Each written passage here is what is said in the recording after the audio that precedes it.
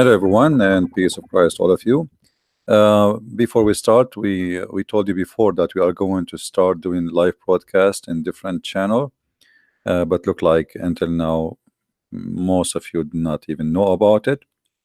We will post for you the link, so please subscribe because we are going to move there, and we will do broadcast for some time in that channel. Uh, Maybe we will do a couple of broadcasts more until then, just to be sure that all of you knows about it. Today our topic is about the Quran calling us people of the book. You know, Islam as a religion, as many people call it religion, for me, I believe it is far away from even to be considered as a religion. Islam is a collection of cults, not even collection of religions. And uh, Muhammad, he had to go to his origin, which is as an Arab of Quraysh, who practice pagan practice, which is the Kaaba. There was 26 Kaaba in the Arabian Peninsula, and this is just one of them. And the Kaaba was a religious place and a practice of business, because religion always was a business, especially in the Middle East. And Muhammad is a businessman, and he described his religion in the Quran as Allah told him, "Should I lead you to a commercial, a bazaar, a business?" That is the business of Allah. The Muslims believe if they touch stones in the Kaaba, those stones, there is two corners. One have the black stone and the other one called the Yemeni corner. If you touch them, they erase your sin. And we know, and no Muslim can deny, that the Muslims kissed the black stone, and Muhammad himself kissed the black stones. And this is nothing but a pagan practice, going around a room, believing in a holy room, kissing black stones. Stones erasing our sin. If this is not paganism, what is paganism then? However, our topic today is about the people of the book. If we go in the Quran and we search in this, I cannot even call it a book. The Quran is a collections of, I don't know if I can at all call it article, statement. It's very funny and very stupid book. And by the way, I will open my pal talk soon. If there is any Muslim, he have the courage to call me and to prove me wrong that Islam is not based in a stupid book, I will be, be happy to have you. And this is the proof, the first proof we will provide today.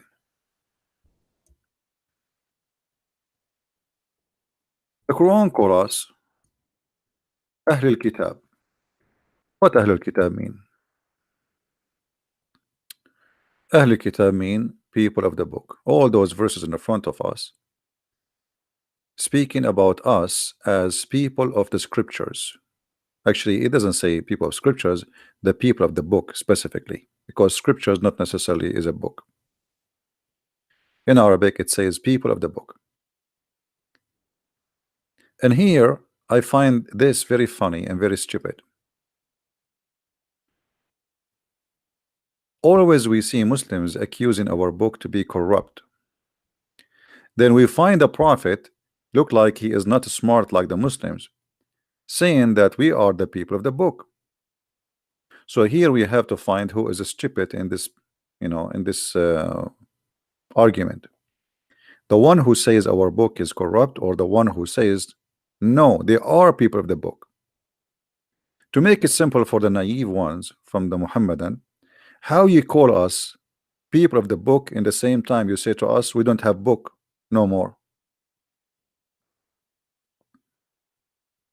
Do we understand, guys, what I'm saying? How we are called people of the book in the time of Muhammad, and how the Muslims they say to us for 300 years, not even a single church father said the Trinity, which is a lie. It's because who is Mark and who is Luke and who is John? If those are not the church father, who is the church father? And we have hundreds of names, but they are copy paste. Somebody make a statement, they like it, they copy it, and they speak about it, but nobody even understand what he's talking about. However, I will go with the Abdul who keeps saying to us that your book is corrupt. But now that's mean you are saying to me that your prophet is mentally ill. Listen, our book is corrupt, but yet your prophet, he call us people of the book. I mean, how stupid is that?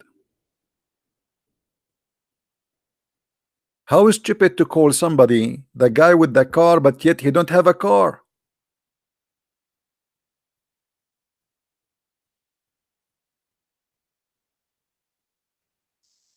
Do we have any Muslim would like to say something? No problem. We are referring to the Bible, the Quran referring to our Bible too. Don't you see? The Quran, when he call us people of the book, he is referring to our Bible.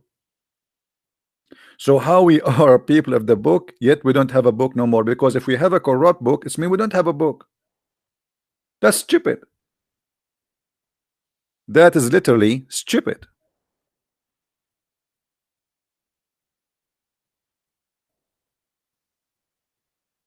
It's like saying the healthy guy, but you are sick. That is stupid. It's like saying the smart people, and then yet they are crazy. I mean, why you call them? How you call them people of the book, yet they don't have a book no more? So either the Muslims today, they are corrupt people who have nothing to do with Islam, and because driven of their propaganda and agenda just to fight Christianity with any cause, with any mean, or Muhammad himself is an idiot, you do not know what he's saying.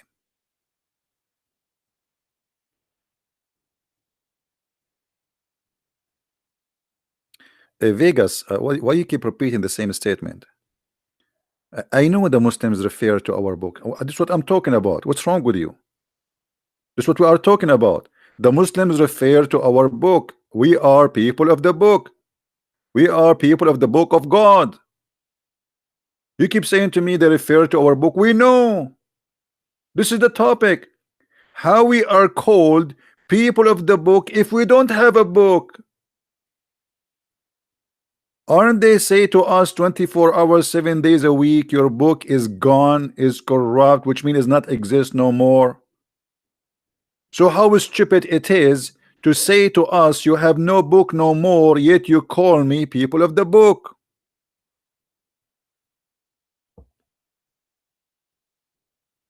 Do you understand?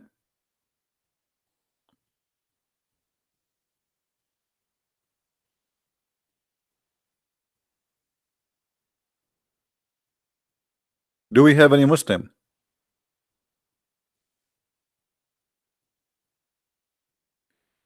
Any Muslim want to explain to us how stupid that idea is?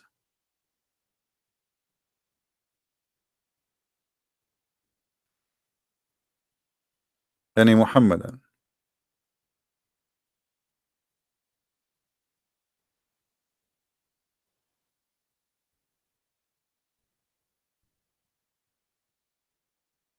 No Muhammadan have an answer, as usual. As usual, there's nothing new in this case. Here we notice,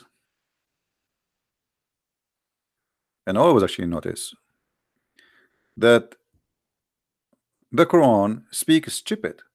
Because look at this.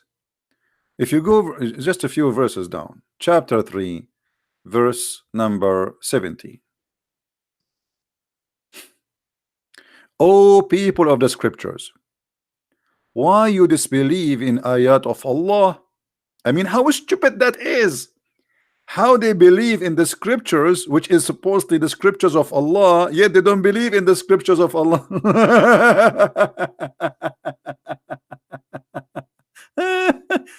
Look at this. Oh, people of the scripture. Okay, Muslim, Allah is speaking about which scriptures? The Abdul, they will say to you, he is talking about the scriptures which he sent to Isa and Moses. Okay, wonderful. That make it his scriptures, isn't it? They will say, yes, This is the scripture sent by Allah. Okay, so let's make a note here. This is Allah's scripture. Allah scripture, brother. Okay. So how he call us people of the scriptures, and yet he say that we don't believe in ayat. What ayat? Muhammad did not do anything. Muhammad, he broke Quran, so we don't believe in the Quran. So how we believe in the scriptures but we don't believe in the scriptures? Hmm? Between two brackets, the translator, he explained to you, he says the verses about Muhammad. Huh?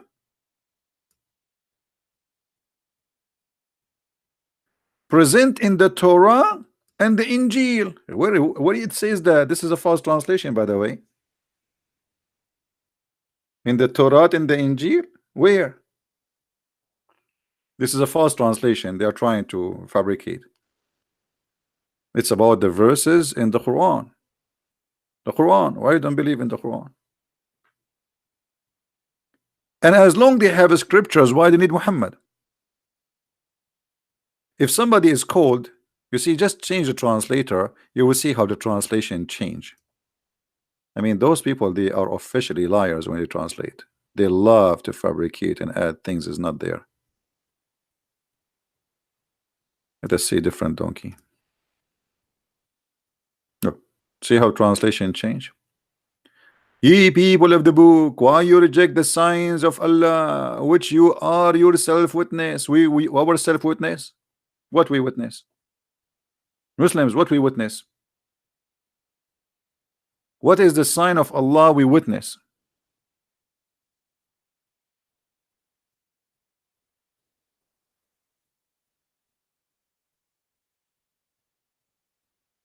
Any Muslim have an idea what this book is talking about?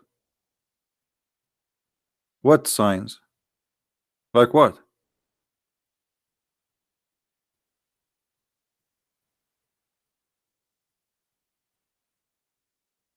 Isn't it Allah in the Quran? He said in different verse that Allah he refrained from sending signs.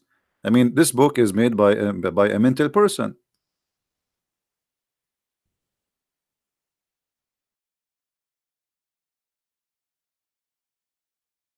Read carefully. Chapter 17, verse number 59. And we refrain from sending the signs only because the man of a former generation treated them as false. Guys, Allah is joining the yellow vest in France. He have a strike. I will not do sign to you no more. Always I send you sign and miracles and you reject them. So Allah he have no problem to send signs with all the messengers before Muhammad, but only in the time of Muhammad, Allah he don't want to give signs no more. Okay, hold on. Is it the Muslim they say to us that the Quran itself is a sign of Allah? It's a miracle?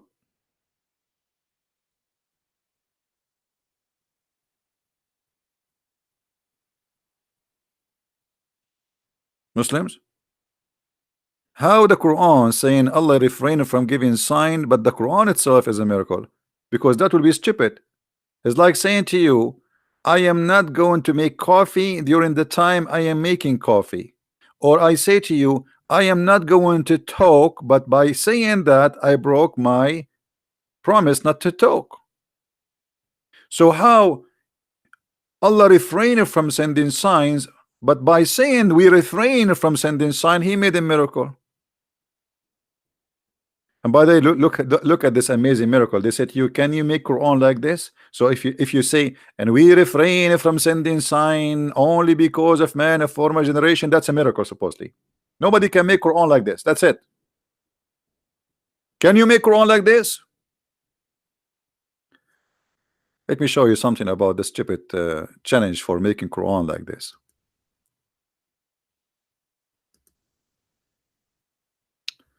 The Muslims they keep saying to us, this is chapter 21, verse number 5. The Muhammadan keep saying, okay, can you make Quran like this? Brother, can you make Quran like this? Look what the Arab they said to Muhammad. The Arab, they are making fun of the Quran. They said this is stupid. This is like a guy suffering from illusion. It's a fraud. He's trying to make a point. And then they said to him, let him then bring us a sign like the one were sent to prophet of old. That's logical. They did not like what he says, and the Quran was not amazing for them, and they were not astonished as the Muslim they say to us. They were making fun of it. And they say, if you are really truly a prophet, give us a sign. And this is why Allah, because it is Muhammad, not Allah, he said, we refrain. They are asking for a sign, we refrain. Hey Allah, Muhammad, why you don't have a sign? Allah will answer you. Allah will answer you. You are asking me for a sign like Allah Prophet, the Prophet before me. I understand. But I will tell you why I don't have a sign. Because Allah refrain. So why you Muslim, you say to us, the Prophet Muhammad, he has miracles. One of them is lying. The one who tell us stories about miracles of Muhammad in the Hadith, which we cannot find in the Quran. I mean, isn't it funny? All those stupid fabrication exist only in the Hadith. We cannot find any of those miracles in the Quran.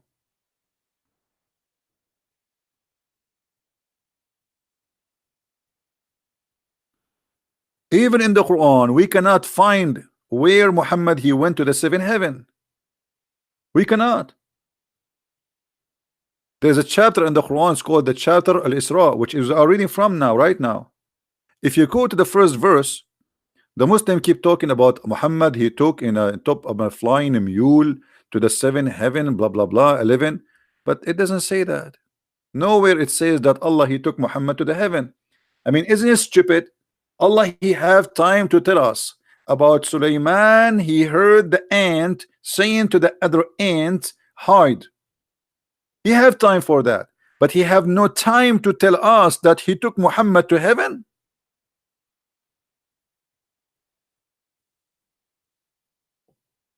In the whole Quran, not even a single verse speaking about Muhammad going to heaven. The Quran mentioned Muhammad having fight with his wife, but the Quran forgot to mention the journey of Muhammad to heaven.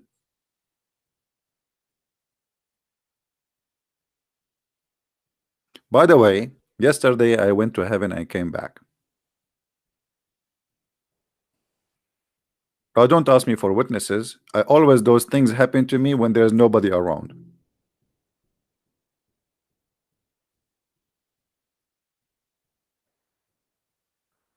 Muhammad the Prophet, who have no witnesses, who have no miracles, he have no signs, and he have nothing but a stupid, which we can't even call it a book. Never was a book, by the way. It was a collection of statements. This is why if you read the Quran,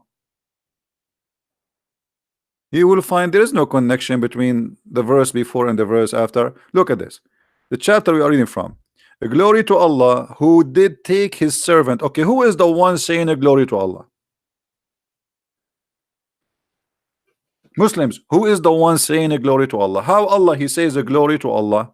Who did take his servant? Allah he says who? Allah saying a glory to Allah who took his servant? Does that work for you? In which language is that?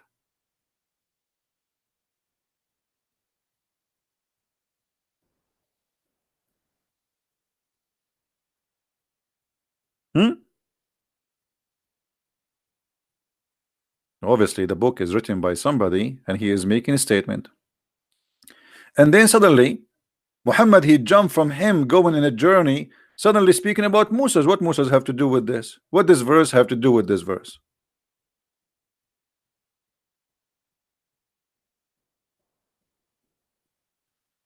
And what does verse have to do with this verse? O ye that ours sprung from those whom we carried in the ark. What the ark? Look how the chapter started. Muhammad he went in a journey supposedly to the farther house. It doesn't even say Jerusalem. Nobody knows where this location is. And then suddenly he goes to Moses. We gave Moses a book. Like, what this verse have to do with this verse?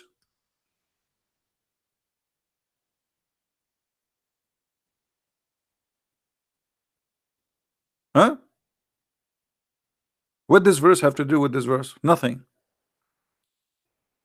This is what they call the flight of thoughts. And this is a proof that the book cannot be even made even by a guy. His name is Muhammad. This is a collection of statements. You know, they insert them everywhere. This is why they don't make sense. And then we gave Moses the book, and then he go to the Ark of Noah. What does have to do with this? And then from the Ark of Noah, we go and talk about Israel.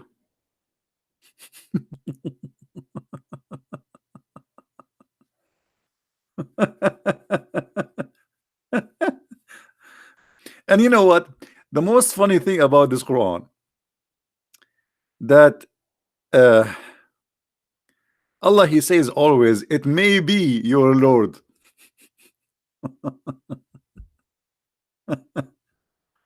It may be. It may be. What Allah saying it may be? Allah saying it may be Allah, he will forgive you. What do you mean? Maybe who? Maybe how? Maybe nice to meet you. When we say maybe, it's mean the guy is talking, he is not sure. What do you mean maybe?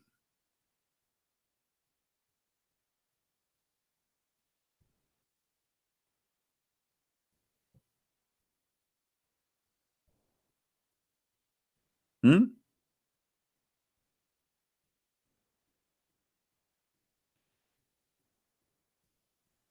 Do we have any Muslim would like to give me a call live on air in Pal Talk? Who is a Muslim would like to call us? A Muslim, he have a knowledge to give you a chance to defend your cult. Do we have anyone?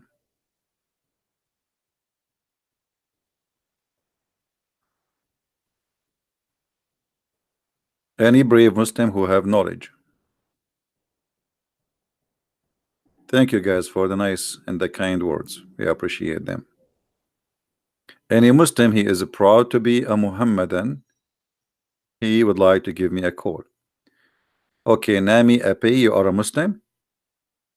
All right, make a Pal Talk name and give me your ID, please. I will call you. All right, give me your ID in Pal Talk. I will add you and I will call you immediately.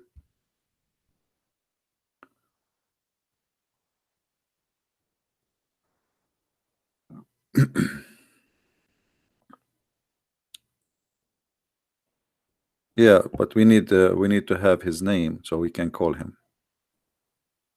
Any Muslim would like to speak to me live? You are more than welcome. Now here in this verse we have something stupid. Anyone notice what the stupid thing here?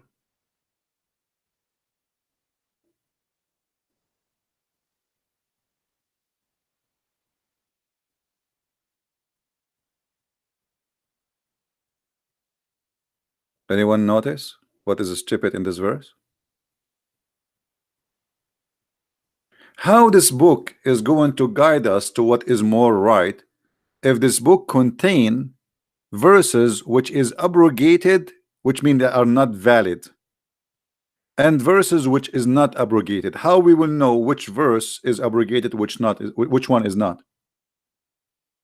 You know what I mean, guys? As an example, the Quran, we will find verses saying don't marry from non-Muslims. Another verse in the Quran, it says marry from non-Muslims. So how this book will guide us if there is a contradiction? The Muslim, they say this is not a contradiction, this is abrogation. That's wonderful. Where in the Quran it says that this verse abrogate this verse? Not only that, when you say this Quran, that's mean the Quran alone is enough for guidance, but the Quran is an empty book. As an example, where we can find the punishment for rape in the Quran? Nowhere. Where we can find the punishment for adultery for married people in the Quran? Nowhere. Where we can find that muta, which is one night stand, is forbidden in the Quran because the Quran allowed it in chapter 4 verse number 24? Nowhere. So how this Quran can be a book as a guide for the path? In fact, it is going to do the opposite. It's going to make us confused.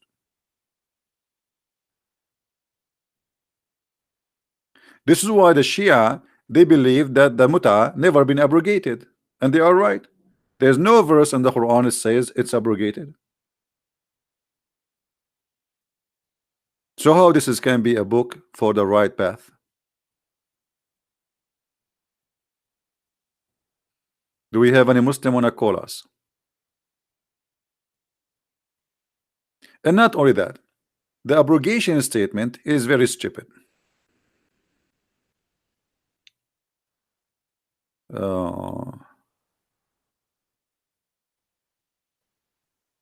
Mr. Trueheart, he can call me in Paltalk. I don't use Skype. Paltalk is for free. He can download it. The same he download Skype, he can download Paltalk. And the abrogation story in the Quran is nothing but a false excuse for a false prophet. And let me show you how that can be.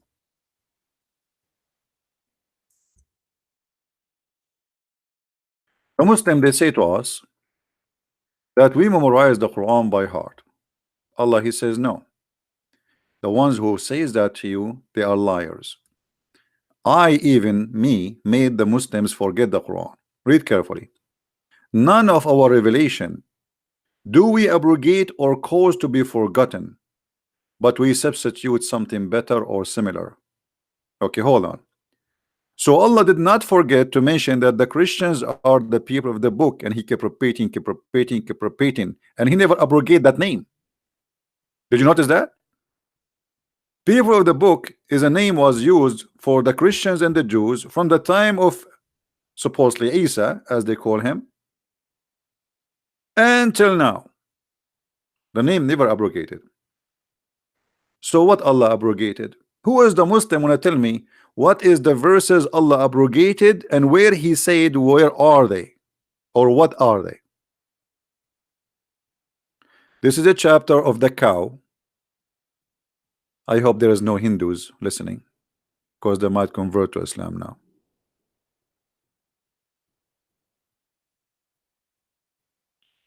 Any Muslim can tell me if this is a book which is a book of guidance, did Allah made notes that the verses, the following verse and the following verse and the following verses are abrogated? Because he just said there is verses we abrogate them. But now there's nowhere in the Quran says which verses are abrogated. So how we will know which verses are abrogated? Any Muhammadan?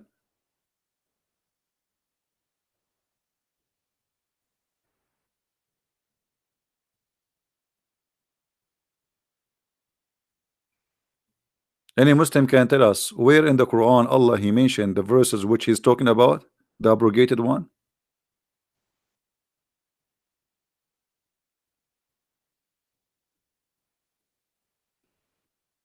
Any Muhammadan? You see, when I say to you that I gave you a book, okay, and now I have my books. I make an they call it edition, right? If you change something in the book, they make edition. Did Allah provide us with edition book like Quran edition? No. So when the Quran says confirming two things, Allah he did. He caused Muslims to forget the Quran, and he abrogated the Quran. How we will know what is forgotten and what is abrogated? And again, guys, the admin, they are posting for you my other page in YouTube. Please subscribe, because soon we will start broadcasting there. This account will go for sleep for some time. Any Muslim can tell us. The Muslims, they say to you, well, in order to understand what verses are abrogated, then we have to go to the hadith. Not true. Even in the hadith, it doesn't say what is abrogated. You have to guess, because first of all, the hadith is not approved by all Muslims. Depend in the sect. This is number one. Number two, even the same sect, they have a problem with the hadith. So how the hadith can be a source of Islam, but the Quran says that this book is the source of guidance?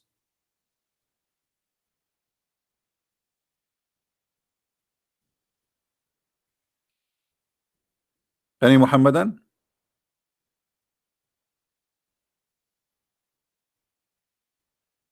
That is stupid. But let me tell you what happened. Muhammad, because he's a false prophet, he cannot repeat the verse twice same time. Like in the morning he say Bismillahirrahmanirrahim, Alhamdulillah. Afternoon he says Alhamdulillahi Rabbil Alameen, Bismillahirrahmanirrahim. Okay, so he's mixing things up now. So people, they start asking him, what is that, man? You just said something different. So Muhammad, he says, none of our revelation we abrogated or caused to be forgotten. Why Muhammad saying Allah he caused Muslims to forget the Quran? Why Allah wanna cause you to forget the Quran?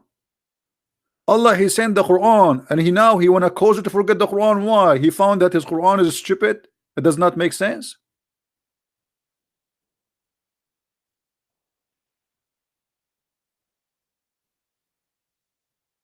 Hey Muhammad, and do you understand me?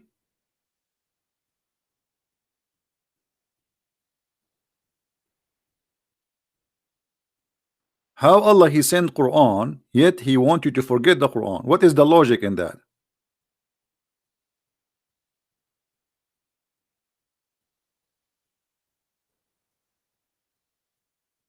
Somebody saying Bible also changed law according to time. No, this is not true. This is not true. That's a false argument. Bible never changed a law. There's a law that not come yet, and then there's a law come, which mean in the time of Noah there is no law where it says or Adam, where it says you cannot marry your sister. It's not the law change. In your religion, in the morning Muhammad he make a law, after 2 hours he changed the law.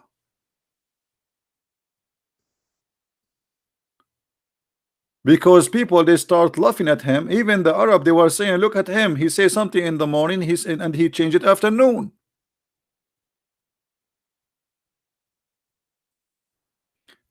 As an example, look at this law. And I want Muhammad Khan, the one who is texting, to answer. Feel free to, if you want to call me in Pal Talk, Muhammad Khan, let me know.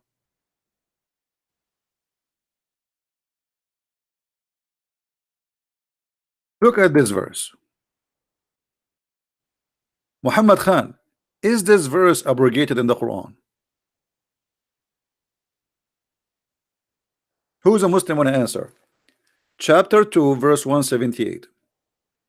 Is this verse abrogated?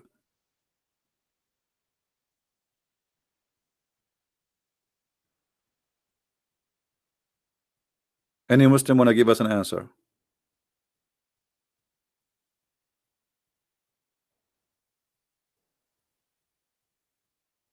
Any Muslim have the courage to say yes, no? No, I think. Okay, hold on, guys. Here we have an example of how Muslim he believe in Allah. So the Quran is the book of guidance, but look what Muhammad Khan he said to us. No, I think. So how that can be guidance? I think. What if your thinking is wrong?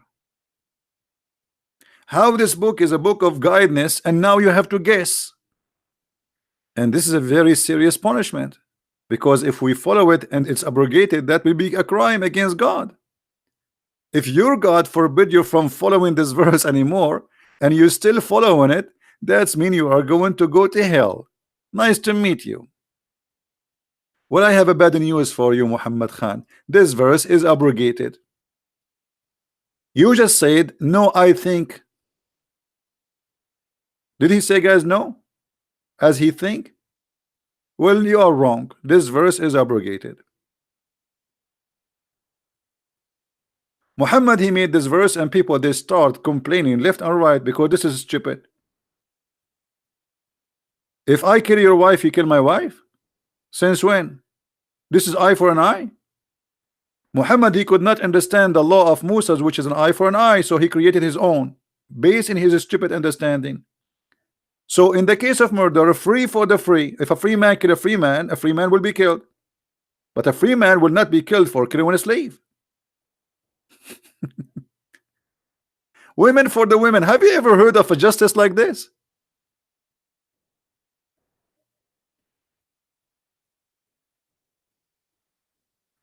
Muhammad, after he made this verse, he had to abrogate it.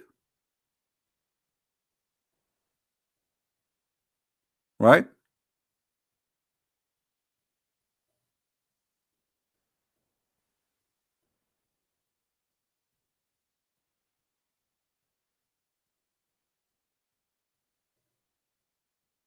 Do we have any Muslim?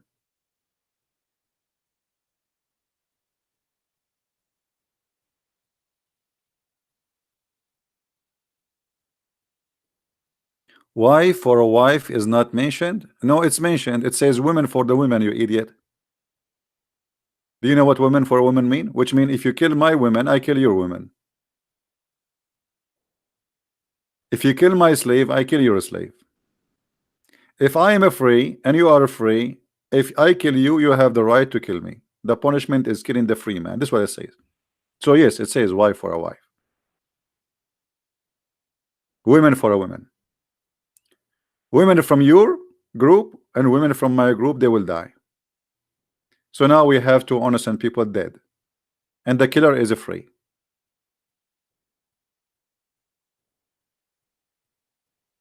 And you know what? If this verse is not wrong, why Allah abrogated? This is about a murder. Did the murder change? Correct, guys? If Allah is all wise, this is a law about murder. Murder, nothing changed. I mean, murder exists in the past, exists today, exists tomorrow. People, there's criminals, they do murder. Why Allah need to change this?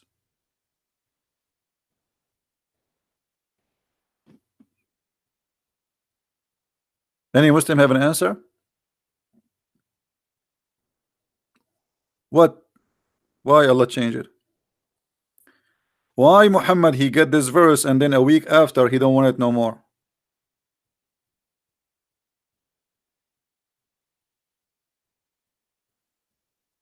What do you mean I'm lying? Okay, let us go and read the interpretation. Shall we? Guys, I'm lying. Shall we go and read the interpretation? Okay, okay, hold on. I'm lying, brother. I'm lying. I'm lying. Okay. We go and see the interpretation. Let us see who is lying. In a second, everybody will see.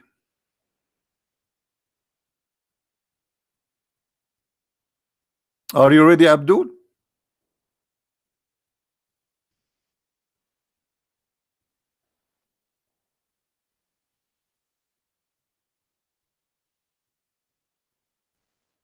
Let us see who is lying. You're lying. You are lying. Read with me, guys.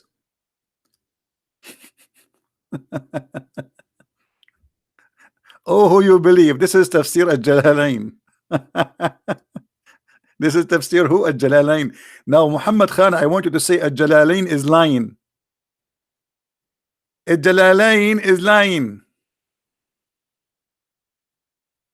All right. Now, look at this. And by the way, if you change that the interpretation, you will see different story too. But look at this.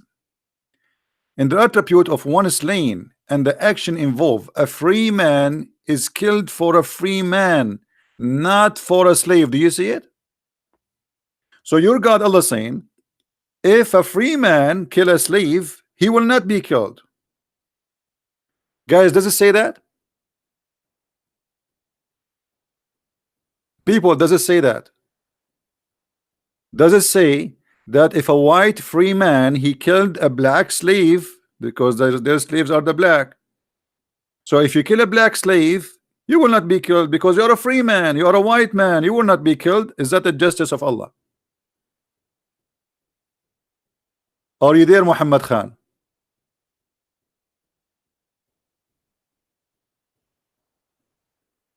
So who is going to be killed? Muhammad. Based on this, who is going to be killed? The free man, he killed the slave man. Who is going to be killed? It says a slave for a slave, and female for the female. And later Muhammad, he changed it because people they start saying to him, this is stupid. Do you see it?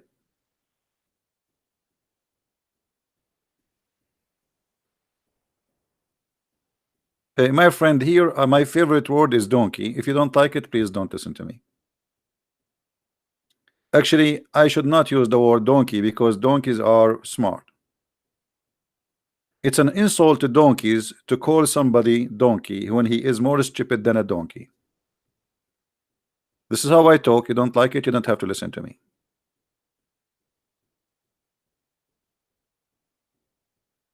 You tell me who is the donkey here.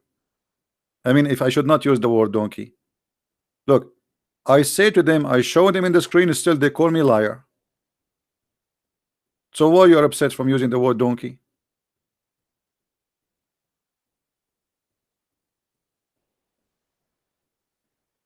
And by the way, the first suicide in the history of Islam was a donkey, and his name is Yafur. When the Prophet, may Allah bless him, died, the donkey, he jumped in the well and he killed himself. He's in love.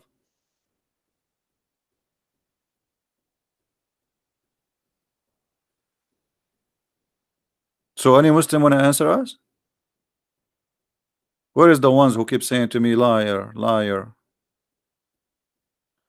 So this is you know, this is very stupid book. This is cannot be from God. I mean, what kind of God he says stupid things like this, and then what he come with an excuse, say, oh, I'm going to make you I'm going to make you forget it. I will abrogate it. But the murder is still a murder. What is the reason to abrogate this verse? What was the reason to abrogate this verse? I want any Muslim to tell me.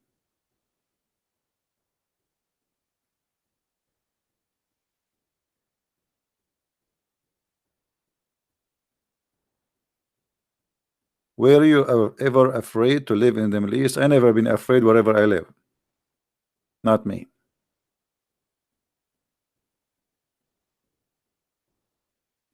No problem, no problem, Mr. Squad. But I'm just telling you how I talk. This is how I talk, what I can do. This is me. You want me to be something else? This is me. I say things as I believe. I don't put makeup. Do you want me to be politically correct? I cannot.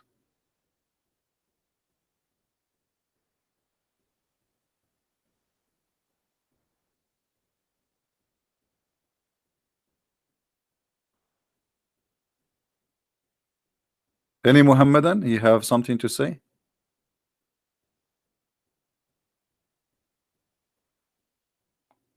Actually, once I forced myself to be nicer, and then I could not find my keys because looked like I became a different person, and even my pocket is not my pocket no more, and my wallet is not there. I could not recognize myself. Alhamdulillah, true story. So look at this God. He make a stupid law, and when people they start complaining, he abrogate his law because Allah is very flexible. I thought this is in the Allah is making justice. Look, this is the law of equality. Do you see the verse saying after this is the law of equality? So did the equality changed?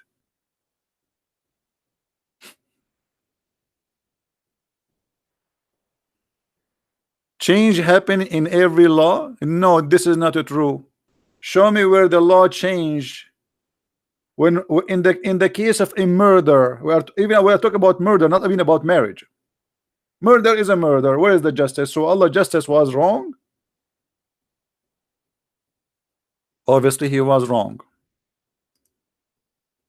And Muhammad got busted.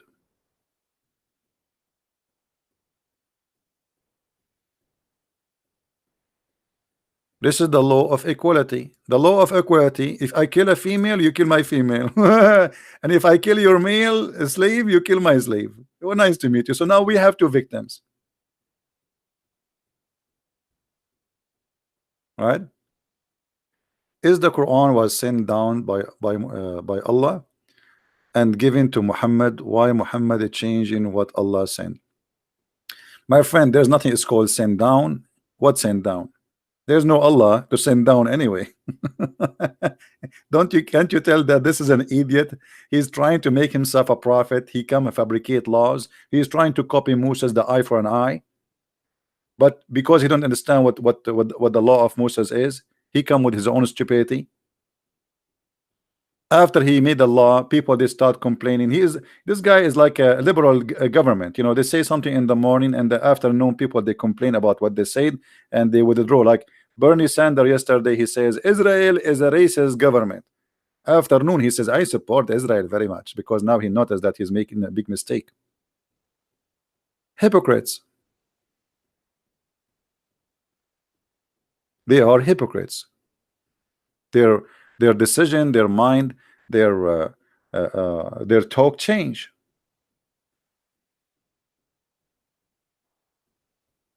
Any Muhammadan have something to say? Now we go back here to something to speak about this stupid thing here,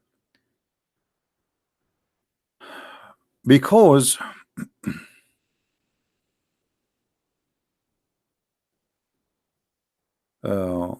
why you reject the sign of Allah, but yet he don't give us he don't give us the sign yet. Why you reject the sign of Allah? Here we notice something additional stupid. We mentioned it many times before, but let us repeat it again. Allah not only he calls you to forget the Quran, Allah will cause you to forget the Quran, but he will give you something better or similar. How stupid that is. Imagine you have a child, he have a toy. Huh? He's playing with a toy. You take the toy from his hand and you crush it with your feet. And then the child, he start crying, you know, he says, don't worry, I'm going to give you something similar or even better. So why you crush the first one? If it's going to be something similar, you idiot, why you destroy the first one?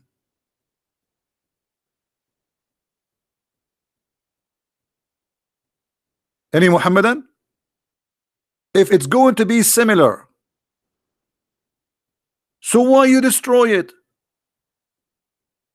So you have a car, okay, let us say you have you have a Mercedes-Benz 500, brother. Allah take your Mercedes-Benz 500 and he destroy it and he give you 500 Mercedes-Benz. Who is the stupid here?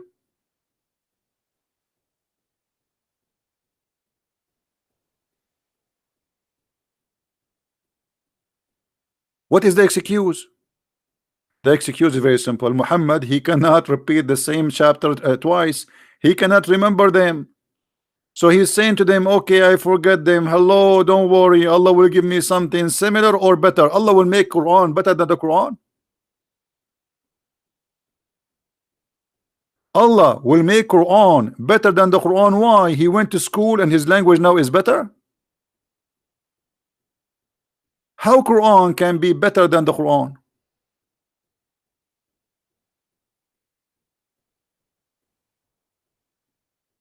A Muslim, he want to call me, his name is Good Day.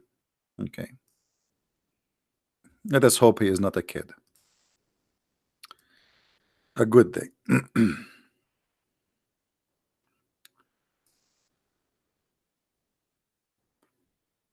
We will open Paltalk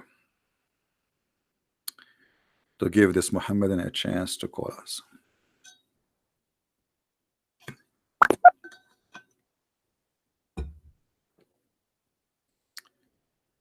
All right.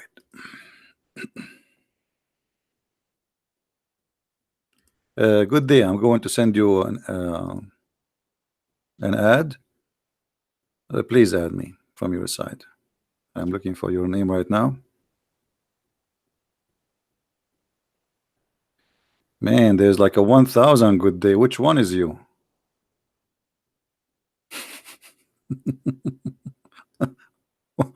Which one of those is you? What is that? None of them fit with your name actually. What good day? I don't see you. I mean, you need you send me an ad from your side because I cannot find you.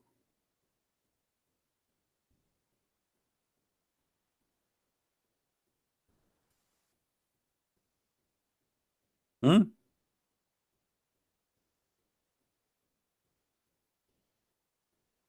Which one of those is you? There's like 1,000. Which one? None of them fit with your name, really. You see the name you gave me? None of them fit with your name. So you are giving me the wrong name.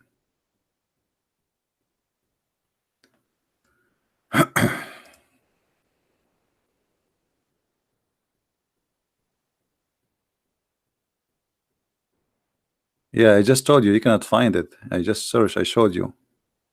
You send me a text message from your side. Add me.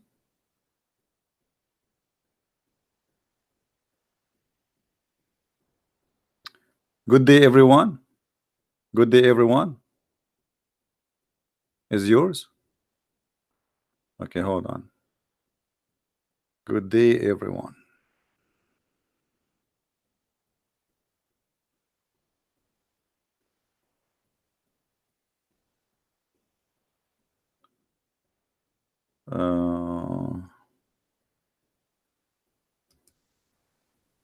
Let's see if this is yours. Here we go. We send for this name a hi.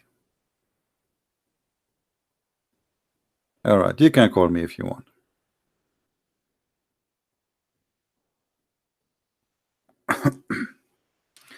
Did you receive my hi?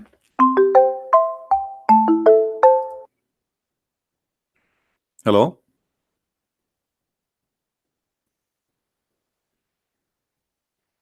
Hello? Hello, yes. All right, you hear me? Hello. Yeah, can you hear me well? Yeah, I do. Go ahead. What do you want to say to us? Okay. Let me emphasize on 2 points. All right. Yesterday, I messaged you under the nickname of Iskender. All right. I am an ex-Muslim, All right. and you thought that I was playing, but actually, I have one question to you, and I hope that you can answer me. All right. And the second thing, that I don't smoke. Okay. That's wonderful. So my question is regarding perfection. Perfection. Yesterday, What perfection? yeah, yesterday, I'll explain. Okay. Yesterday, I told you why God did create Lucifer as perfection, as a perfect being. And God created Lucifer as a perfect being while he knew that this perfection What do you mean will by lead what do him. you mean perfect mean? It's stated in the Bible that Lucifer as the signet of perfection before Yeah, his falling. this is God, no, this is about God. He created an angel. The angel. He did not create Lucifer. He created the angel. yeah, The angel who himself he chose to be the bad person. So God yeah, I created know. things in perfection. Even Adam, he was created in perfection. But when he disobeyed God, the perfection is taken from his nature, which means he suffer, he die, he gets sick, etc. So God created Okay, everything in perfection, but he have control of everything in the same time. So now Satan or this angel or the fallen angel, he decided to become Lucifer. But that will not change the yeah, fact that he is still the perfection. Here is not about you being, because only God is perfect. The way you are talking about it, I know. the way you are trying to say, because perfect is about we don't make mistakes. This is what perfect mean. Yeah, If you want to go in the meaning you are trying to say to it. Okay. okay, but in the Bible it's stated that God didn't want sin for his creation. But from my point of view, I can tell that perfection was the lead point of sin. No, you see, God, God, he don't want bad things to happen to you, but he don't intervene with your decision. If you go from the beginning, you will see the story that God, which is a simple story, God said to Adam, don't do this and don't do that. But still, Adam, he can do it, right? Yeah. Okay, so the perfection, God, he's given him perfection by helping him about taking decision. But still, he is free Hmm. to accept the decision or to reject the decision. Yeah. And Okay. then So by when he what I reject, understand, yeah, that perfection will be given. So when someone is given the perfection, it means that he will get the knowledge of bad things no, and no, good things. nobody have the knowledge of God, and perfection have nothing to do with knowledge of God. The knowledge of Adam, the knowledge of angels still is very limited compared to God. So he gave us what we need to function in the job which supposedly we're supposed to do. So to survive, to live in the nature we are created for. As an example, the bees, they have the nature, where it make them able to survive, but they cannot do more than what they And so again. what they like. The insect, the bees, they knew Hmm. they knew they are designed to make honey. You do not know how to make Okay. honey, but even though the bees are so small and maybe it mean nothing Uh, for you, but still the bees can do something you cannot do yourself, correct? yes. Yes. Okay, and you can do things the bees cannot do. Hmm. Yeah. So the perfection of creation is about everything created is complete each other. So God created Hmm. us, and he created the bees, he created the ants, he created the insect, he created the bacteria.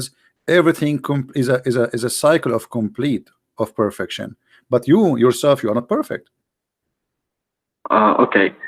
But isn't it because of the perfect attributes of Lucifer he rebelled against God? It means that No, from no, his you see, perfect the attributes and no, the perfection, no, the he per became arrogant. no, he is not perfect in the way you understand. I just explained to you.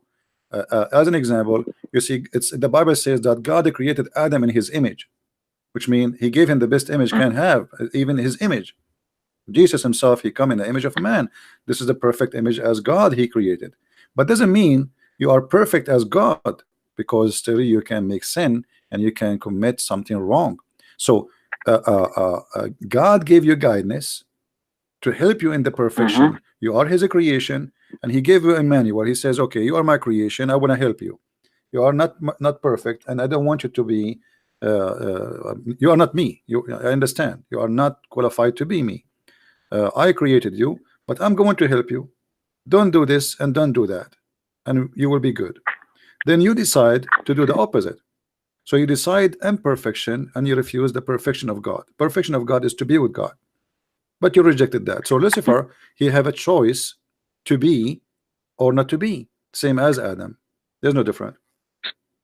You So understand? Lucifer, which is Satan now, is not perfect as he was He before. was never perfect in the way you are trying to explain it to us. You think he is perfect as God. Only God is perfect. I just told you the perfection, Yeah, yeah. the perfection you are talking about.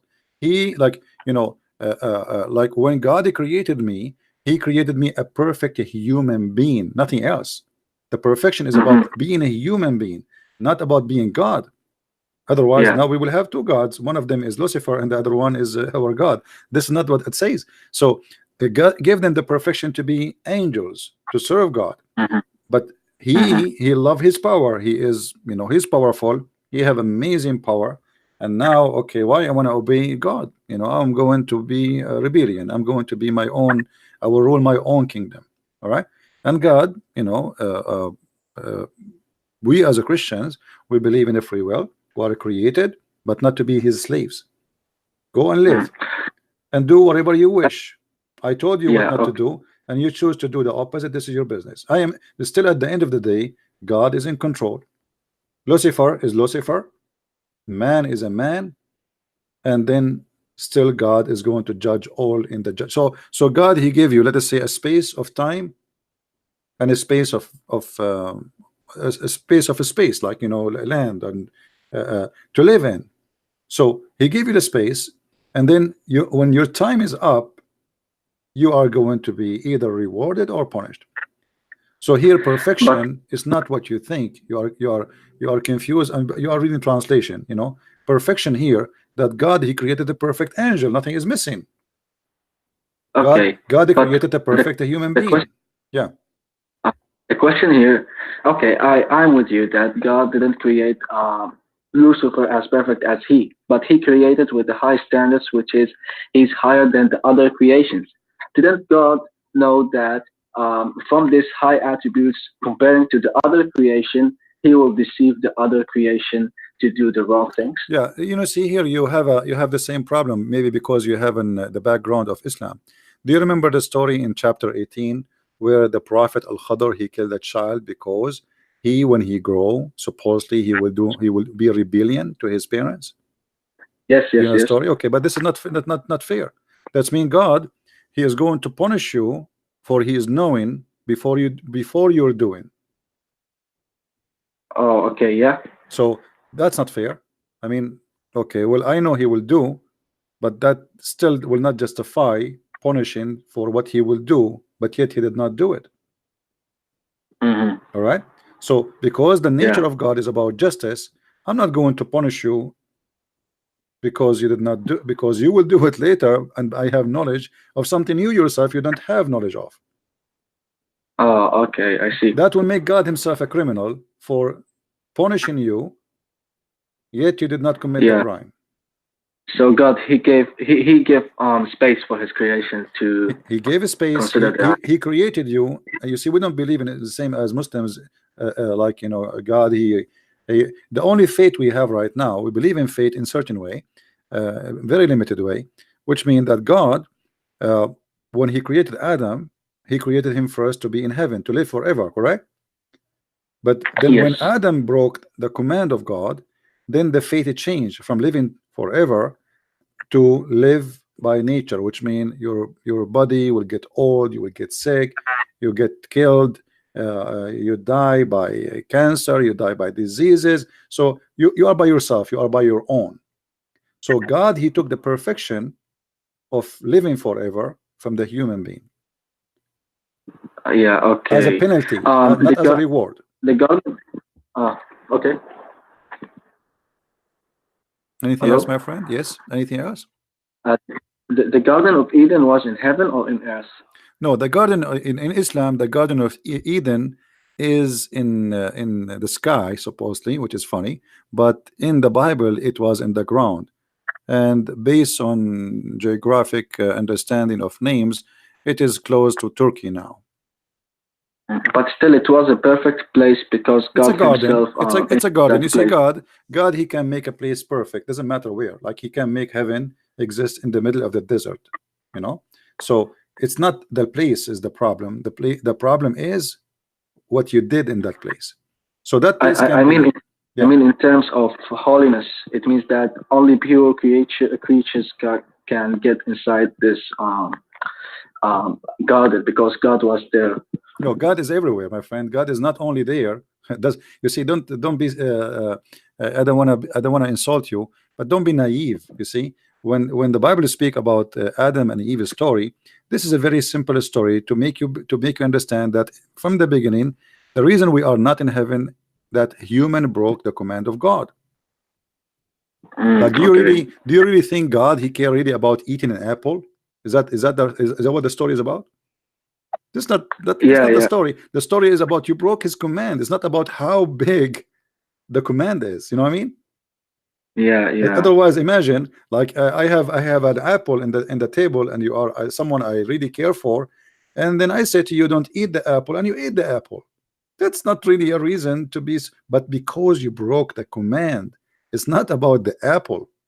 You broke the command, and that intention of that breaking the command is to be equal to God. If you remember the story from the Bible, as long as you did read, it says that Satan, he told them that if you eat from it, you will have the knowledge of God.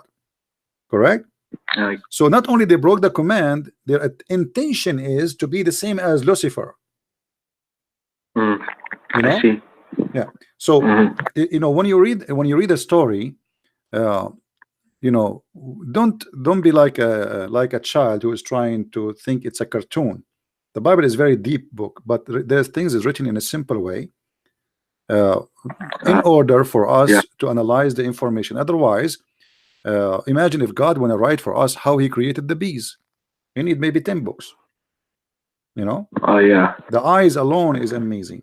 So the Bible is not meant to explain what God he did exactly step by step, but it's to summarize what you should avoid so you can live and you can go back to heaven. The book I see. is not meant to tell us really the details of every single day happen in the past, but it is about what you do so you can come back to me. Okay, I see. All right. Uh, yeah. The term fallen people or fallen creatures is it applied to the people who believe in the biblical belief or just for the Muslims? You see, fallen, we are fallen since Adam fall. That's it, because Mm, we are out of heaven and we are born out of heaven. So in order to go back to heaven, we have to get our way, and the Bible gives us the details how to get back. So now you have a freedom of a choice. Either you want to go or you don't want to go. If you I accept see. it, you go. If you don't, so all of us, we are the Bible confirmed that me and you and everybody, we are sinners. Okay, So every human is a sinner, and he is short of a grace, short of holiness, and in order to get back to where he used to be, he have to go back to be the same as Adam was before he commits sin. in terms of spirituality, because you said that Adam was created in the Garden of Eden, which is in earth. So I Yes. can't say that he was fallen from heaven. No, the fall is not about falling from heaven or from where. The fall is you fall into hell. You are falling Ah, out of the mercy of God. You are out, but still you are not totally out. Still, he give you a space, as we said, to come back. So you are I see. falling. You are falling from heaven, but doesn't the falling is not about high and low. You know what I mean? This is not about Mm, first floor, yeah, second floor. Who care? This is about where are you now from God. Are you close to God or you're far from God? So if you are far from God, which means far from his mercy, you rejected his mercy, that make you fallen. It's not about how close I to see. you are by distance. Our God, we believe right now as we speak, he's with us. So he is not in a place, and that will make us okay. In order to go, we have to go and take elevator to go there. That will be silly thinking. The Muslim think this way, you know. I see. The I Muslim see. think Yeah. that there is seven heavens and there's ranks and etc. and floors, etc. We don't believe in this. Yeah. Yeah. Yeah, but my friend, as long you said to me you are an ex-Muslim, what make you leave Islam?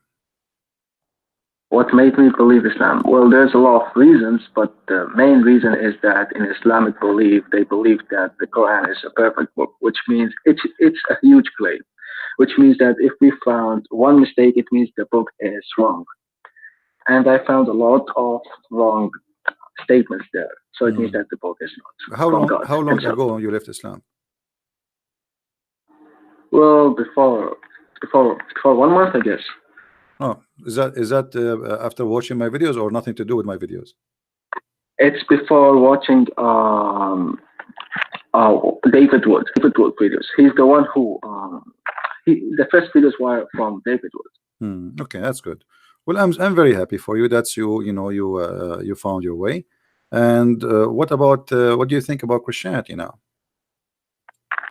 Well, I'm considering it, and like I said, I gave you my question, and this is one of the questions that I looking for answers for it.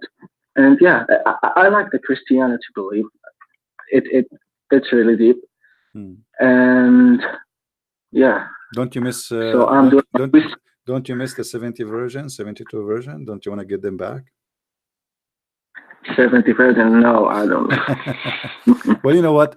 I invite you, as long I take a chance that you call me, and I invite you to accept the Messiah as your savior. You know. I actually prayed for the Messiah yesterday, so I can find my way.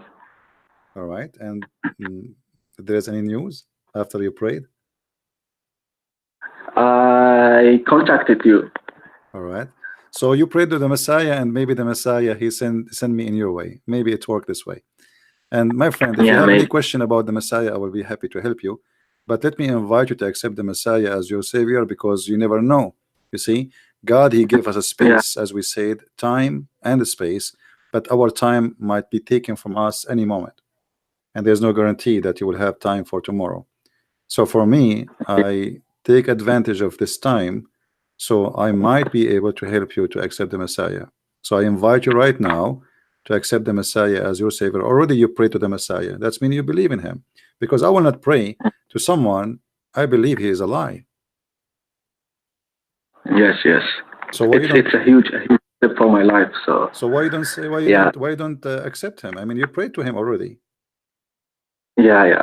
Okay, okay. I accept Jesus as Hallelujah. I mean to as that. I mean to that. We are Lord. so happy for you. And here we go. You know, he called me to question, and this gentleman, we can call him brother in Christ. He just accept the Messiah and he accept him as Lord and Savior.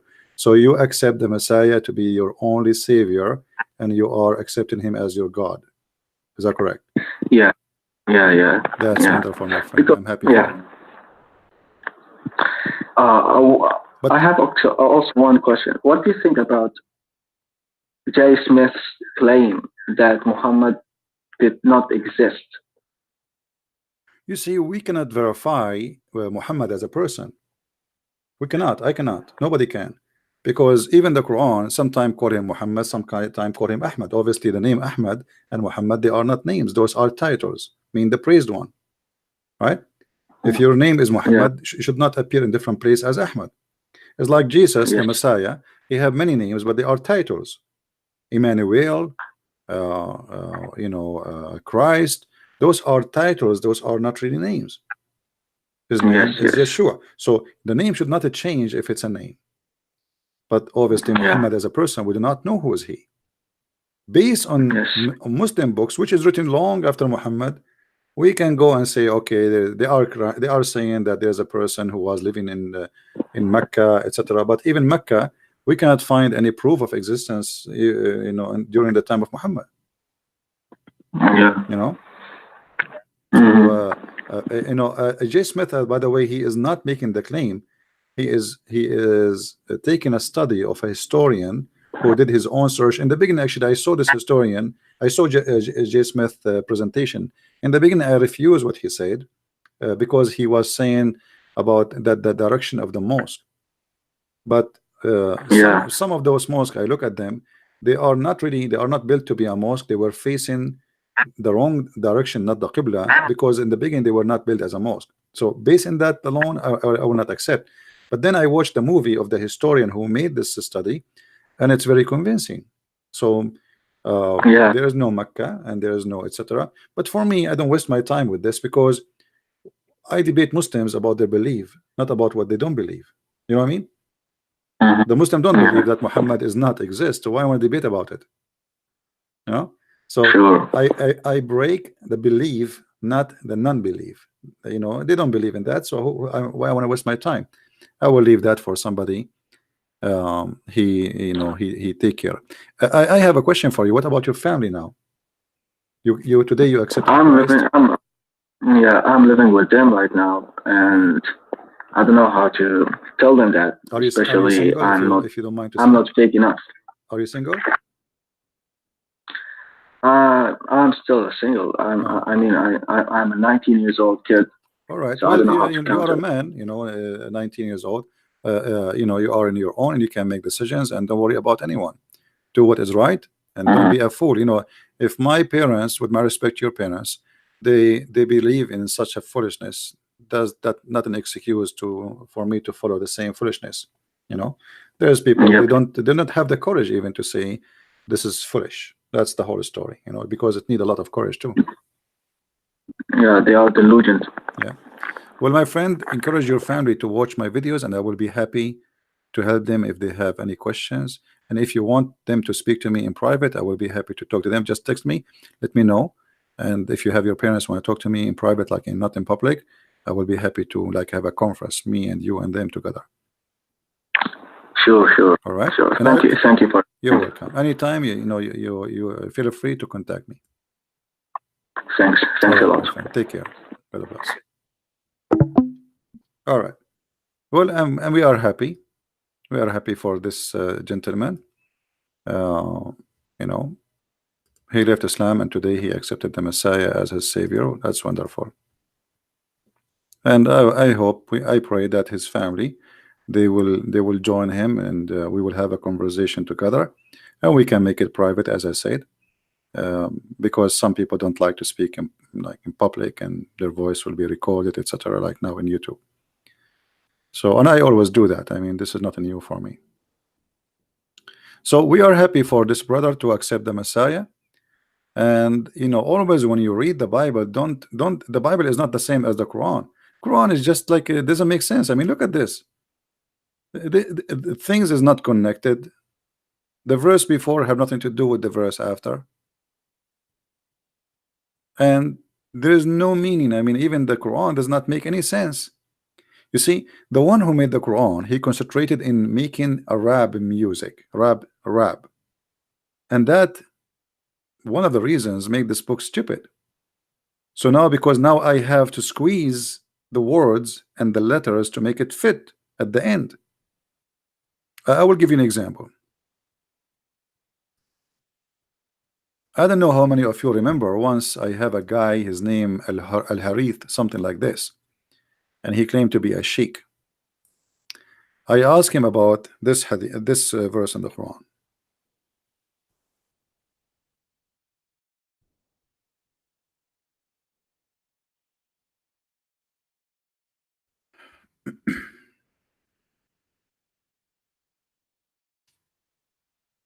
If you go in this chapter, the chapter of Al-Qadr. Qadr mean destiny. We were talking with this brother about destiny.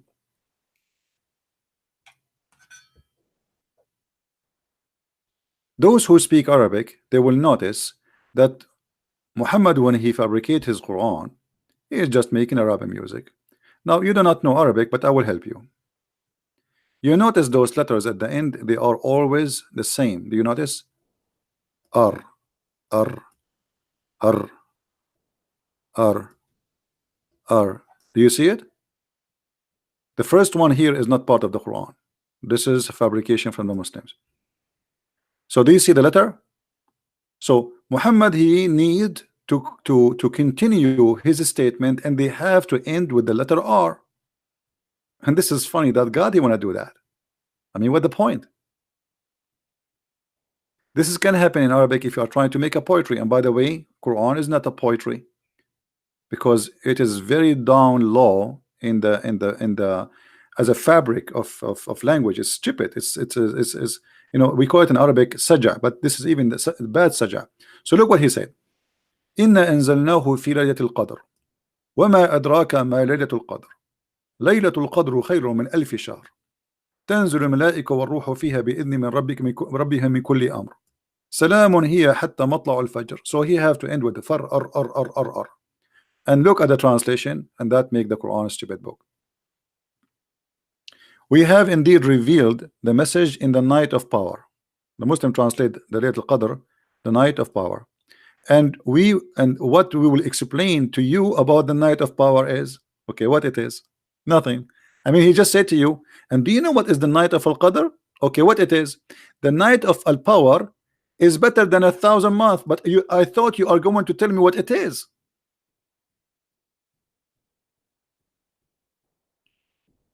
And how stupid to say that this night is better than 1,000 months. Anyone knows how many years 1,000 months is?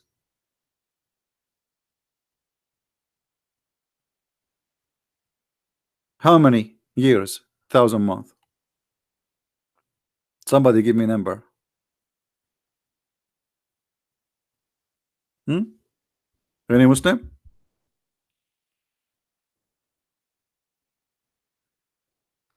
The Muslims believe if you pray in this night as if you prayed for 83 years. When I asked the Sheikh about this, he said this is an exaggeration in the language, which means Muhammad is a liar. So I said to him, are you saying this is exaggeration? He said yes, because the Prophet, you know, God, he made him a verse to match poet, so he don't mean it. This is his opinion. Other scholars, they don't agree. They say no, this is what it's meant. It is equal to 1,000 months. But this is not fair. So I do not need to pray for 83 years. I pray only in that night, and I died in the second day. and that's it. I am better than somebody he was praying for 83 years. And guess what? Muslims do not know where this night is.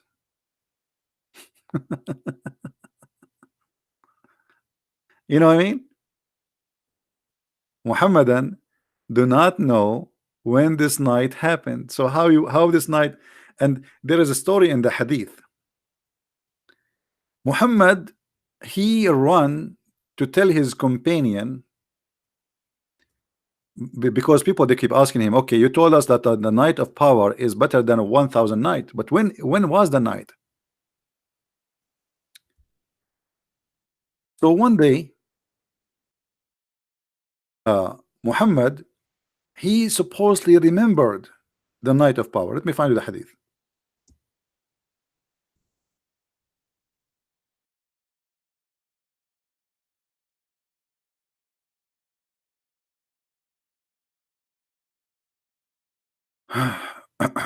Just to show you how we get Muhammad busted.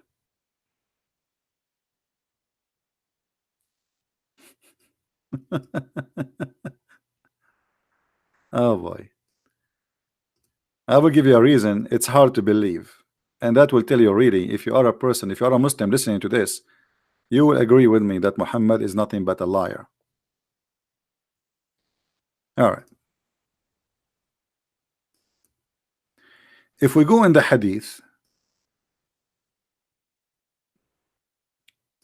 and we look for this following hadith, I hope we can find it. I think we will find it. Here we go. Muhammad, he was at home, and Allah showed him, sure, through Jibreel, when the night of Al-Qadr will be. Laylatul Qadr. Laylat in Arabic, I mean the Muslim translation, by the way, is very weird and very silly. I mean, either translate the whole thing or don't translate. How somebody will know what Laylat mean now? And how somebody will know what Al-Qadr mean? I mean, this is stupid translation. Yeah, it's okay. So I was shown Laylatul Qadr. Then some members of my family woke me up. Then I was caused to forget it.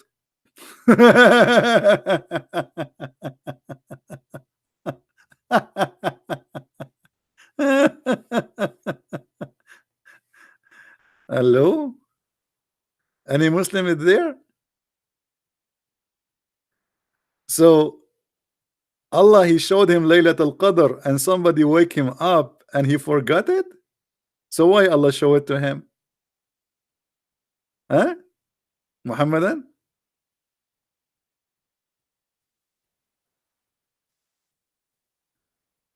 Hello? He's a liar. And then he said, so seek it in the last week. He don't know which day. Maybe in different hadith he says in the middle of the month. In the other hadith he says in the last 10 days. In the other hadith he says in the last 3 days. Muhammad is nothing but a big fat liar. Who is the one who showed Muhammad when the date of the night of power? Allah. So what do you mean somebody woke you up and you forgot it? Allah could not keep it in your mind. Why Allah show it to you?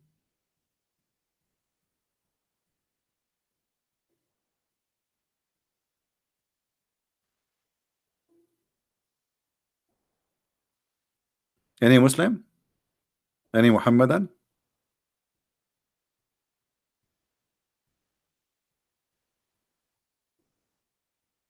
I was showing Laylatul Qadr. Muhammad, who showed you that? Who showed you that? Allah? Obviously it must be Allah, right? So what do you mean somebody woke you up? Allah, he could not keep you remembering it? So why Allah showing it to you?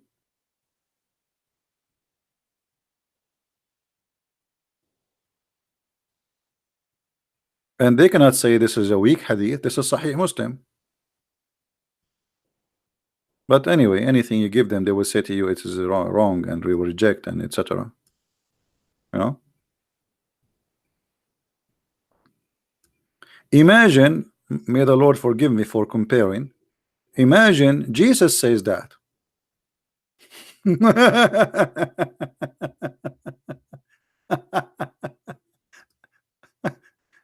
I mean, you Muslim, don't you notice that there is something stupid here?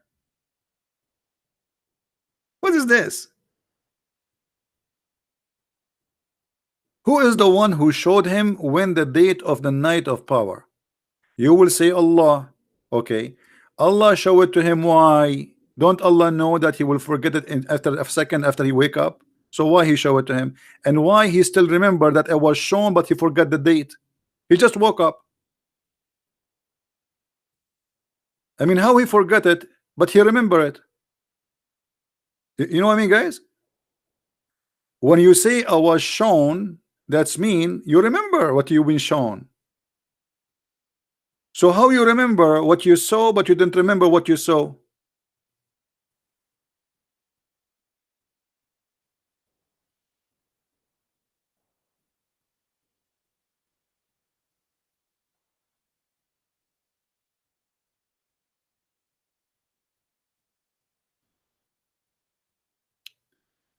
If we ask the Muslims, they say, who is a Muslim in the chat? Do we still have any Muhammadan in the chat? Do Muhammad forget Quran too, or only forget those things?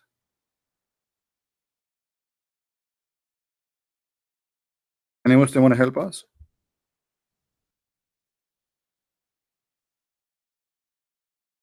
Do Muhammad forget Quran, or he only forget this thing?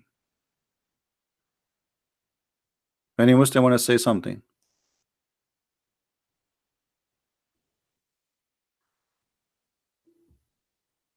How are you, Muhammad Khan? Are you there? I don't see Muhammad Khan is contributing for Islam.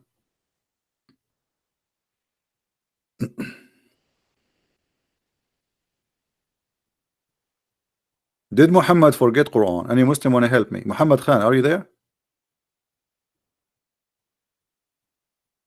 Did Muhammad forget Quran? Okay, Muhammad Khan, he forgot Quran. Okay, why he forgot Quran? Guys, Muhammad Khan, he said Muhammad, he forgot the Quran. Nope.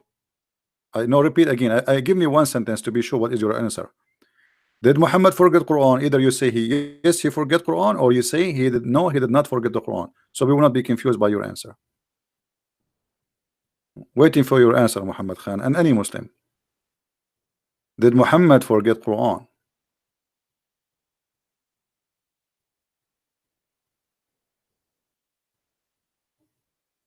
Give me a full answer. Type no, Muhammad did not forget Quran. So we will know what you are saying no about what. Maybe you are answering somebody else in the text.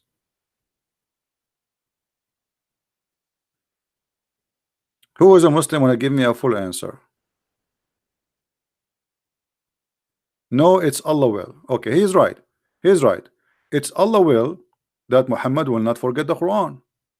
Guys, did you see? Muhammad Khan, he just confirmed to us that it is Allah will that Muhammad will not forget the Quran. This is his answer. Read with me. No, and he have a big no for you, not small no. I mean, this is a big no. You can take it and make a print of it and put it in the wall next to the picture of the Kaaba. No. Why? Because it is Allah will. So what is Allah will? Allah will is that Muhammad will not forget the Quran. Do you agree, Muhammad Khan? That Allah will that Muhammad will not forget the Quran?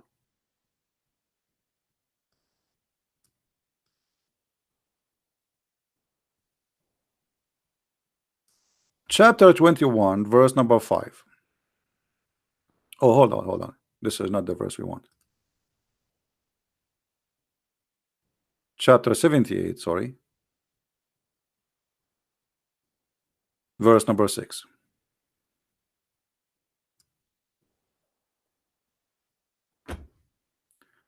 We will give you Quran and you will not forget. Do you see the verse?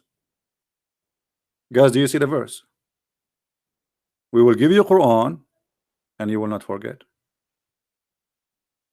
Do you agree, Muslim, with this verse? So if Muhammad forget Quran, That's mean Muhammad, he proved to us that he is a false prophet.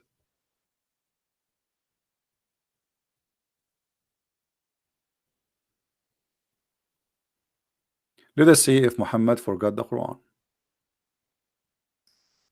Shall we?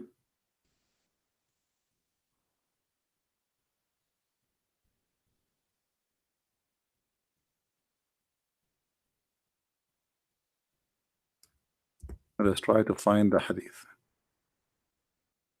Here we go. Do you see it, Muslims?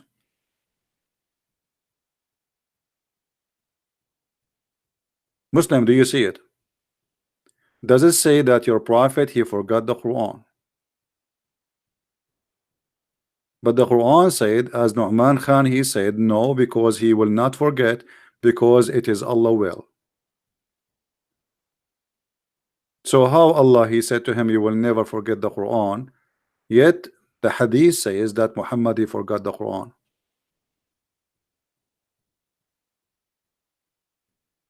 Are you there, Muhammad Khan? Are you ready to leave Islam, Muhammad Khan?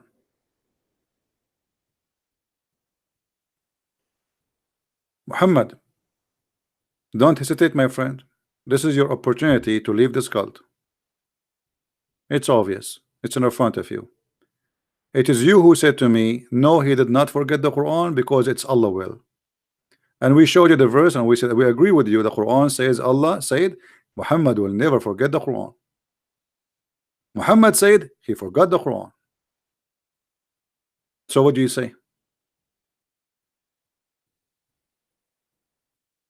No, I don't want to leave Islam. I want you to leave lies. This is a lie. You want to stay as a Muslim, believe in lies? It's up to you. For me, I reject lies. Obviously, this guy is a liar. In the Quran, he says Allah, and you are the one who agreed. Allah, he assured him, he made a decision that he will not forget Quran. Here he's saying, I forgot Quran. So what we will do now? You want to stay as a Muslim?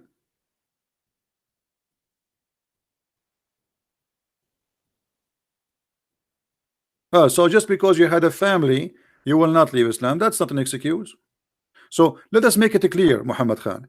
You agreed now that Muhammad is a liar, but because you have a family, you will not leave Islam. Correct, guys? That's what he's saying to us. Look what Muhammad is saying.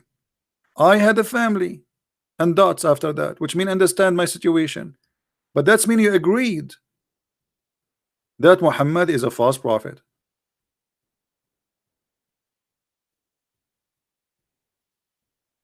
But you had a family, which mean, that will cause me trouble. So I'm not going, understand my situation. I understand your situation. But for me, by what you said, I know now that you left Islam. Correct, guys? By saying I had a family, you just agreed that you are leaving Islam. Good for you. And I pray that soon you will accept the Messiah as your Savior. That's wonderful. You enter the chat with us as a Muslim, and after 2 hours you are out of Islam. Who's next?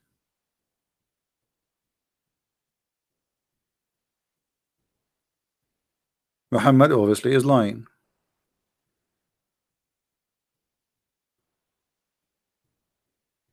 Look at this Muhammad, and he's saying the contact explain itself.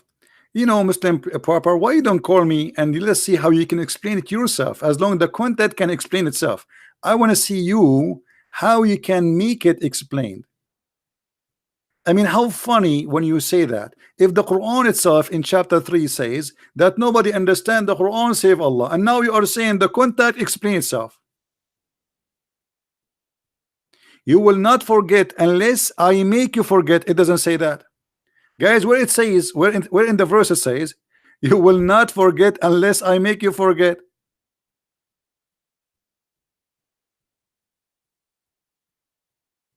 Guys, where it says that?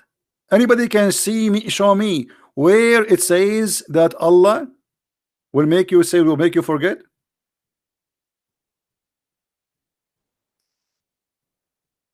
He will say to you, the verse after says, except as Allah wills, right?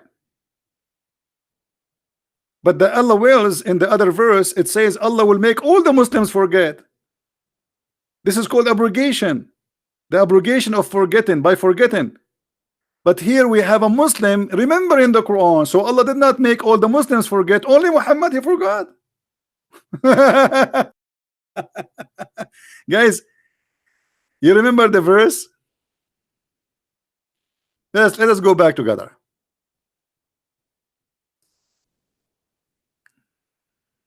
Let us go back together so we can laugh.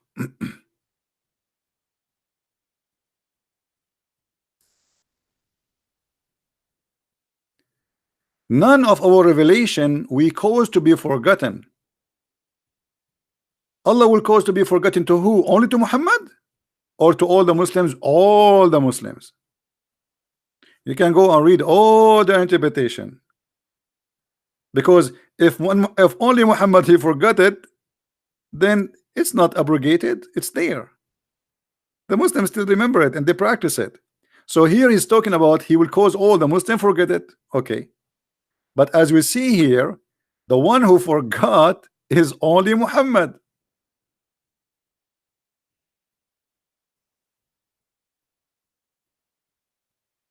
What do you say?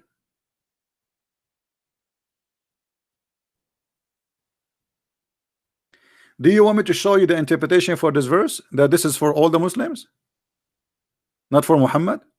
All the Muslim will forget. The abrogation will happen to all the Muslim, not only Muhammad, unless you are saying to me Allah abrogated verses only for Muhammad. That will be funny, isn't it? Did Allah cause all the Muslims to forget in this verse and abrogated the Quran for all the Muslims or only for Muhammad?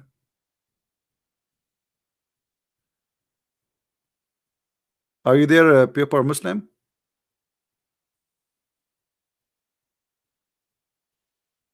Was this abrogation only for Muhammad or for all the Muslims? This is for all the Muslims. But here Muhammad he got busted. In fact, it is Muhammad who kept forgetting the Quran.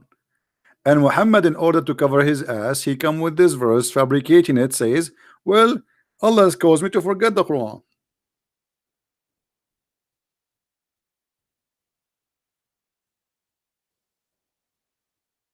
Right?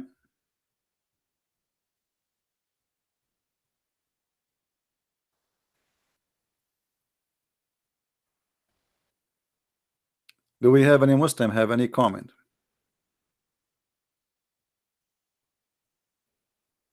Fahim is saying, don't forget, we Muslim don't forget what Allah brought down to us. Okay, Fahim, I want you to recite for me the verses of breastfeeding for adult 10 times. Guys, Fahim, he said to me, let us see how Fahim is Fahim. Fahim in Arabic mean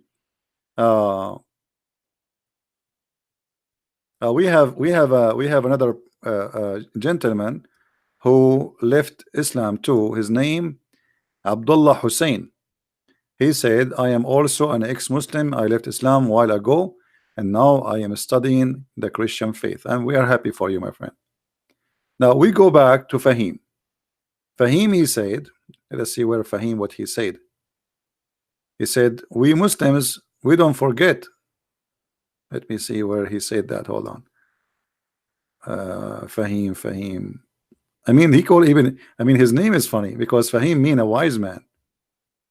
I cannot find his text. It's one. There's hundreds of texts. Anyway, he said, we Muslims, we don't forget what Allah sent down, but the Quran says, no, you forgot. Don't you see? Allah caused you to forget the Quran, Fahim.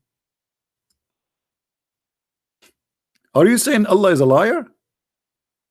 Fahim, he said, we Muslim, we don't forget what Allah he sent down to us. The Quran says, you are lying. Muhammad Khan is an ex-Muslim too. Wonderful. Muhammad Khan, he decided to leave Islam. Okay. Look like today we have a wave of people leaving Islam. That's wonderful. All right. Who is next?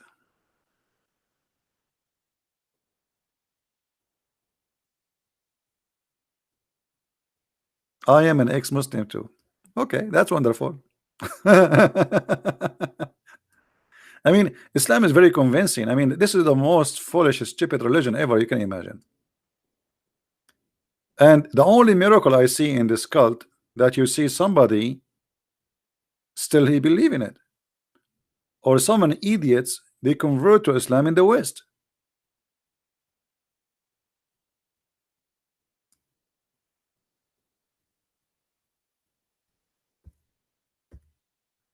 Do we have any Muslim would like to? I don't know. Are we out of Muslim today? All of them they left Islam. Fahim is next. Fahim is next, but Fahim is slow.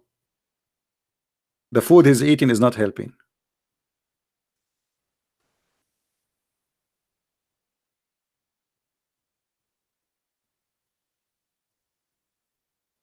Any Abdul?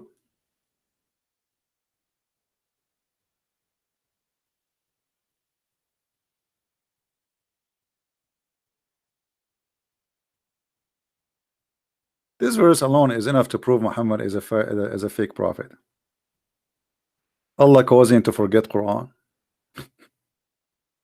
I mean, how silly is that? The Muslim he keeps spending the day Bismillah, you know, and then Allah make you forget the Quran. As simple as that. Why? Who's a Muslim want to tell me why Allah he caused you to forget the Quran? What is the wisdom behind that? Did he find something wrong in it? He don't want you to remember what happened yesterday? What happened in Vegas stay in Vegas?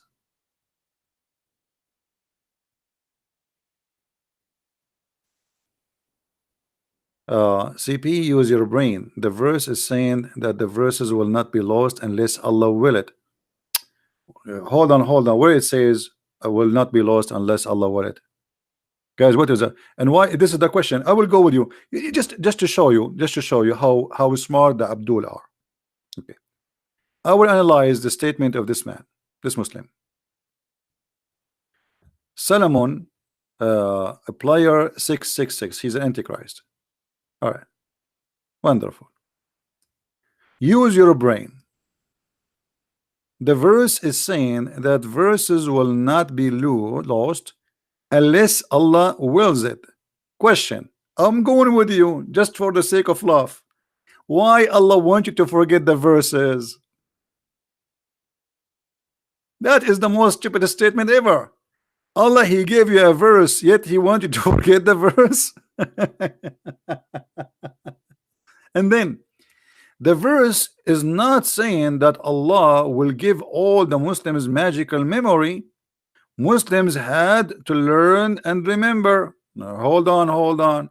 So how you say you Muslims, you say to us that we Muslims, we preserve the Quran in our chest. You just prove to me that you Muslims, you lie to us, because now you are taking the opposite defense. You are saying to me, no, we Muslims, we forget. Allah did not give us an extreme memory. We did for guys, is what he's saying? He is trying to convince us that we Muslims, we forget Quran. Okay, thank you. But this is totally the opposite of what you say. If we change the topic, if we say to you, was the Quran preserved? You say, yes, it's memorized it, brother. We memorize it. Allah never wrote the Quran. How you get the Quran? You say, we memorize it. But now you are saying to me, well, we Muslims will forget the Quran. And this is what we are saying. You are saying to me that Allah did not give us perfect memory, but this is not the reason. Allah said in the Quran, I will cause you to forget the Quran, which means it doesn't matter you have a perfect memory or not. I will cause you. He will not cause you to forget all the Quran. He will cause you to forget the Quran he don't want. How you can answer that? Why Allah want you to forget the Quran? It's not you forgetting the Quran, it's Allah causing you to forget the Quran. Guys, does it say or cause to be forgotten? Does it say that? So we as a human, we forget. That's normal, that's true. But here is this is not about normal things happen to people. This is about somebody. His name is Allah. He will cause you to forget the Quran. The question why?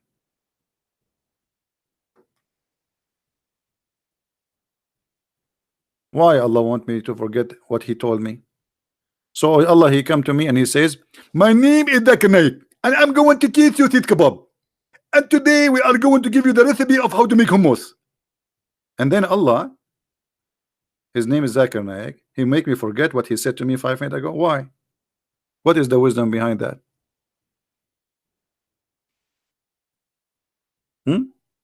If the wisdom is abrogation, there's many verses in the Quran abrogated and they are not forgotten.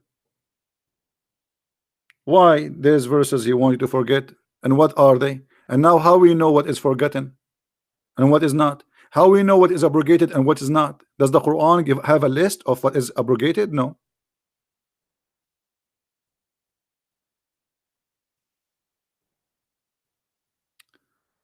Uh, guys, look at this. Look at this. I'm sorry. I'm sharing your text just for fun.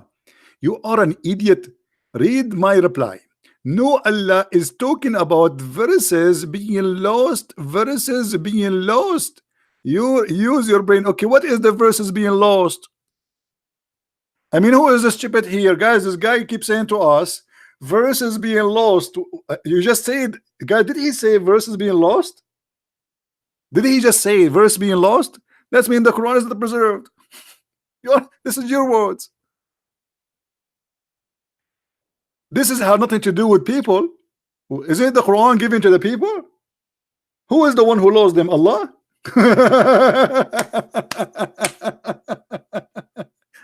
Who is the one who lost the verses? As long you are saying to me this has nothing to do with the people, are you saying that the one who lost the verses is Allah? Let us give a call to Allah and ask Him if He found the verses. Maybe after 1400 years He did some cleaning in the house, and maybe He found them under the cushion, or in the couch, or under his underwear. What's wrong with you? So now you try to fix it, you make it a blind. So you just agreed that Allah He lost verses. So now we started speaking about people losing verses. Now you are saying Allah is the one who lost the verses. Look, this is a smarter Muslim. This is a smarter Muslim. Today is the day of comedy. Look at this guy. Muslim Piyapar said, yes, Allah make the Jews and the Christians and people forget revelation. What? That's mean he is the devil. Guys, look at this idiot. Allah, He made the Christians and the Jews forget revelation. The verse in the front of us speaking to Muslims, you idiot, not to the Jews. Secondly, if this is true, how you explain to me this verse?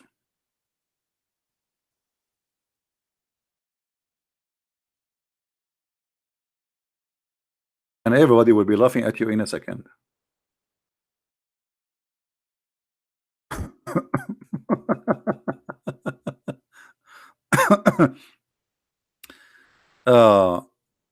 The Quran says, "O Christians and Jews, if you don't practice the Torah and the gospel, you have nothing to stand on." So how Allah He calls us to forget revelation, and then He accuses us of corrupting revelation according to you? You see, the Muslims, because they are desperate, they try to find an answer. Chapter 5, verse number 68. I will compare it with your text, and everybody will be laughing at you in a second. You just get your prophet busted.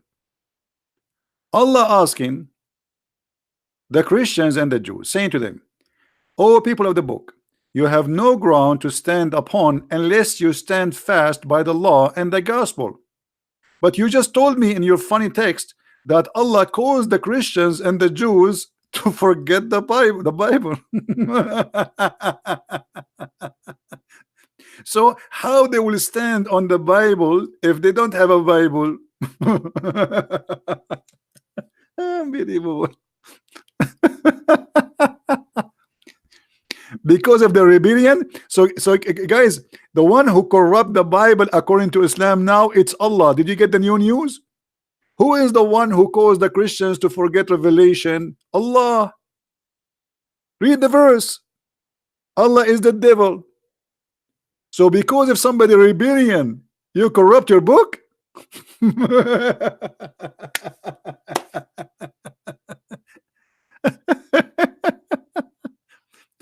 And in the same time, Allah saying to the Christians and the Jews, you better follow the book, but he caused them to forget the book. A proper Muslim, why you don't call me, man? You can be the best comedy for today. I am thick. What? They forgot all of the scriptures. No, they forgot some of the revelation. Okay, look at this, is stupid. They forgot all, not all, some of the scriptures. Hold on. But your God saying you have to stand upon the Torah, all the Torah, and the gospel, all the gospel. So if they forgot some of it, how is asking them to practice it? Abdul? And again, we go back to zero. What kind of a stupid God? He sent the book. He wants us to forget it. I mean, this is stupid. Secondly, the verse we are seeing in front of us have nothing to do with the Christians and the Jews, and you are a big fat liar. And this is my challenge for you. Show me one interpretation saying that this is about the Jews and about the Christians. This is not about abrogation of the Quran. Can you? Shall we? Hello? Hello? You see, I honestly feel so sorry for Allah. I mean, he could not get any high intelligent being to defend his cult. Look who is defending, and look what they are saying. They try to defend him, but they expose him and they get him busted. And Allah now is suffering because of the stupidity of those answers. He claimed that those verses is about the Christians and the Jews.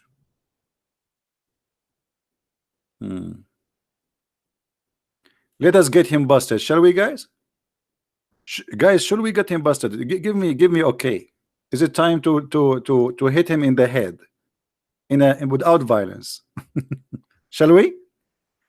Let us get you busted. All right. Everybody will see in a second you are a big fat liar and you are just trying to cover up for your prophet. Chapter 2, verse 106.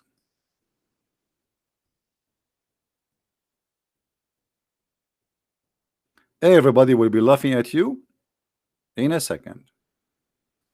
This is for the Christians and the Jews, huh? Allah, he made forget the Christians and the Jews some of the scriptures. Read with me, you coward liar. When the disbelievers began to degrade, to write the matter of abrogation, saying, one day Muhammad he enjoying his companion with one thing, and the second day he forbid it.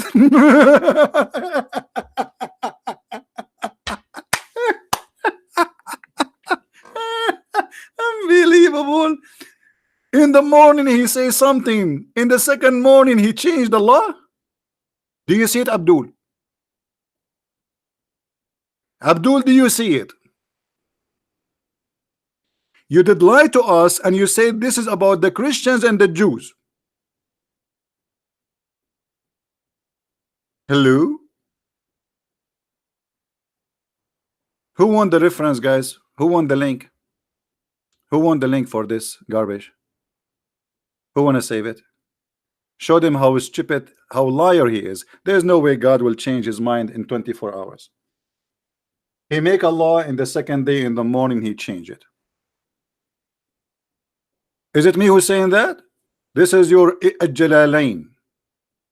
This is the official government website of the Kingdom of Jordan.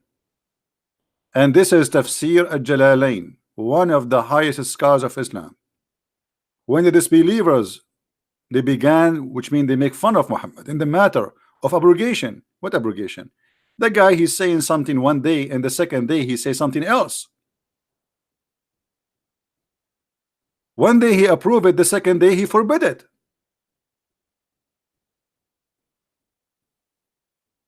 Do you see it?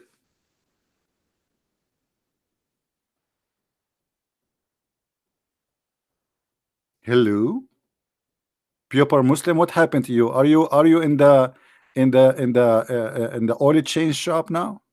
Are you going to change your oil? Jalalain is interpretation, but however, they are telling you what is behind the story. What happened to Muslim Abdul who lied to us, says this is for the Christians, Allah made them forget the Bible. And not only that, you liar, the Quran says in chapter 5 verse number 14 that Allah will punish us because we forgot, not because he caused us to forget. Let us get you busted, Abdul liar. This is in chapter 5. Let us go there. Those Abdul, they forgot they are talking to Christian friends. Don't forget that. Keep trying. Do you see? For those two who call themselves Christians, we did take a covenant, but they forgot a good part of it. Not he caused us to forget. Liar. And this is why Allah want to punish us, supposedly.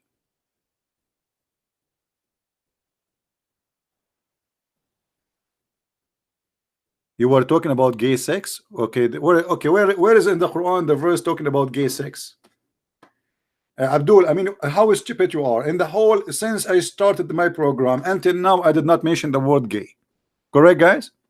So now to cover your ass, because obviously you are maybe one of those, you make it about gays. What gays? What does have to do with our topic? And I will go with you. Show me in the Quran where Allah calls you to forget the verses about gays. I want to go with you, brother. Never. If we go in the Quran, we will find that your God Allah, He made it clear that if there is somebody is a gay brother, you spank him with sandals. Is that true? Let us go to the Quran and let us go to the interpretation too. All right. Allah make you forget the verses about the gays. Where? They are there. Obviously, you are stupid. You don't know what you are talking about. Be careful, be careful. You are talking to in the presence of Christian friends. Be careful, my friend. All your prophet stupidity is here. Huh? Okay. Let us love together. This verse is about the lesbian.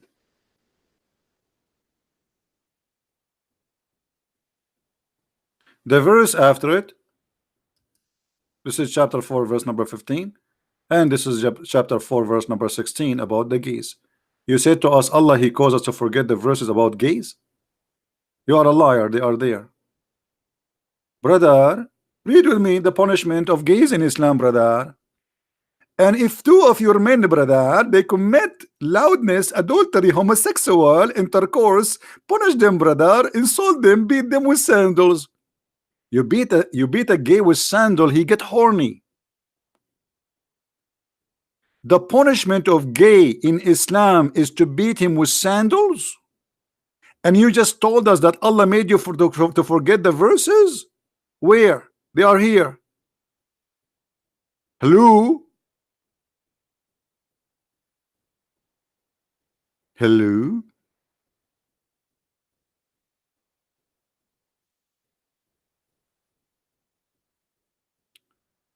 Anyone know the story about the punishment of the one who killed Uthman? Who remember the story? Anyone remember? There is after the death of Uthman the caliphate was killed.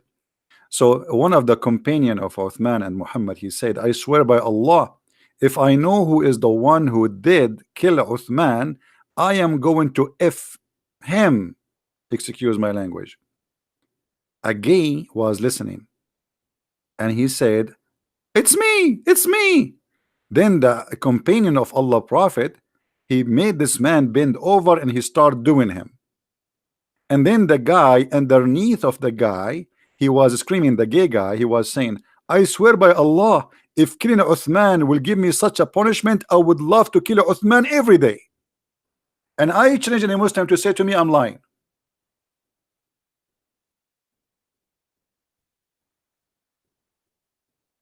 Hello?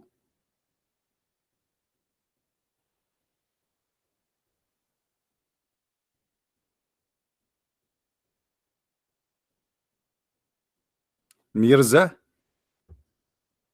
Mirza. No, I don't have any caller.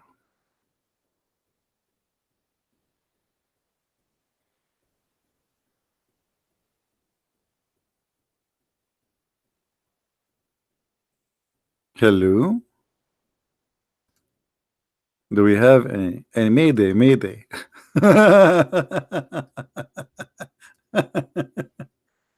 Oh boy.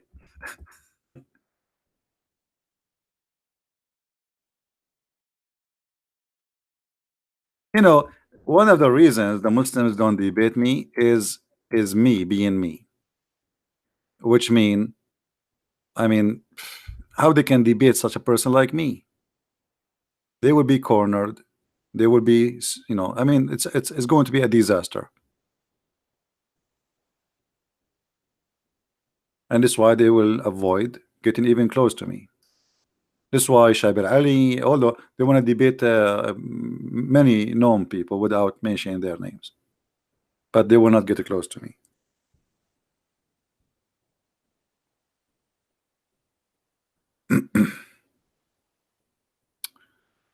All right.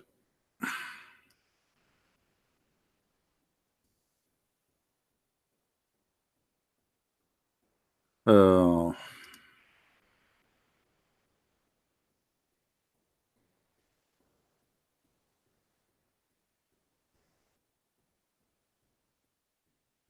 Hey guys, don't forget please to subscribe to my other channel because soon we will start broadcasting there.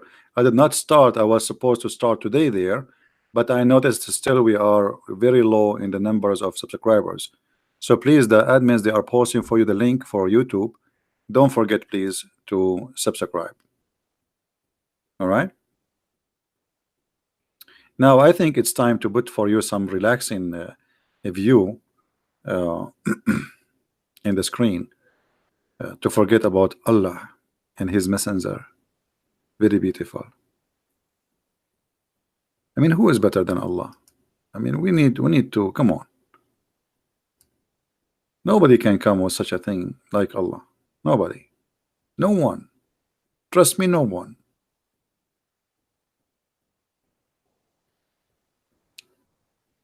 Uh,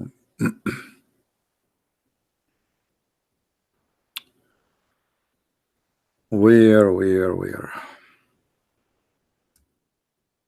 Yeah, the admins, they are posting for the link, and I want to say thank you for all the admins here. They are helping, to share links and etc. So, do we have any Muslim would like to say anything? Okay, let us change the topic, guys. Let's change the topic. Let's give an opportunity for the Muslims uh, to give us like give them opportunity to prove to us Islam to be from God. You know what I mean? Who is a Muslim is willing to give us one thing at a time to prove to us that Islam is from God or Quran or anything? Anyone? Forget about everything we said, everything, the crazy stuff we mentioned. Abu Khair, I am out of this rubbish. Yeah, Abu Khair, does that mean you are out of Islam, my friend? We have Mr. Abu Khair. I guess he is a Muslim. He is saying he is out of this rubbish. I don't know if you can see his text. Are you out of Islam, my friend?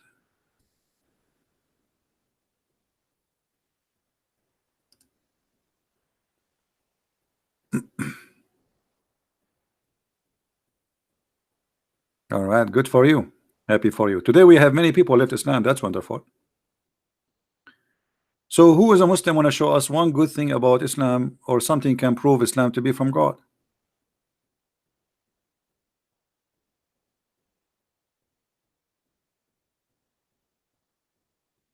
He called the chat. I don't know. Maybe he don't mean that. I don't know. Who is a Muslim want to show us one good thing proving to us that Islam is from God? Who can do that? You see, he forget about everything. I'm giving you opportunity now to prove to us yourself. See, even the bus here is going crazy. Any Muslim?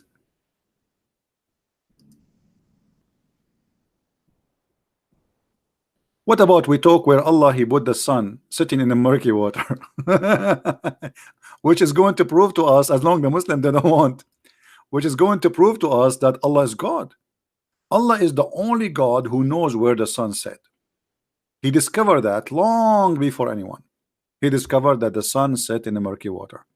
And by the way, I am an Arab, and I say to you, I saw that with my own eyes. In the Middle East, brother, the sun always set in murky water. Is that true, Muslims?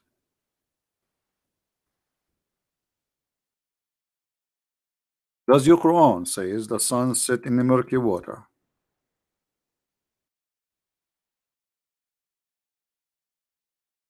Hello?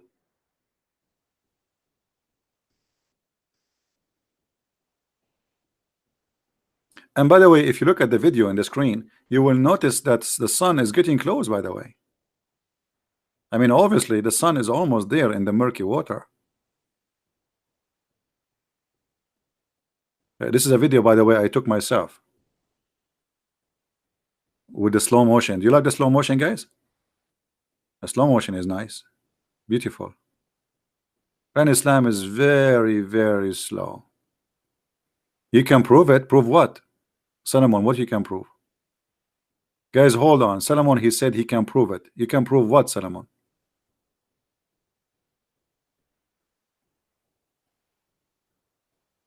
Solomon, you can prove to us that the sun set in the murky water?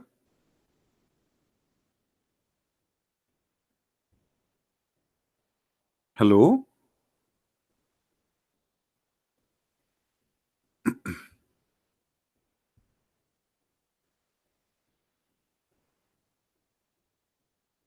Yeah, which sun? Because the Quran says there is two suns. There is two east and there is two west. Have you ever heard of a God? He knew this, that there is two suns. There's two east and two west.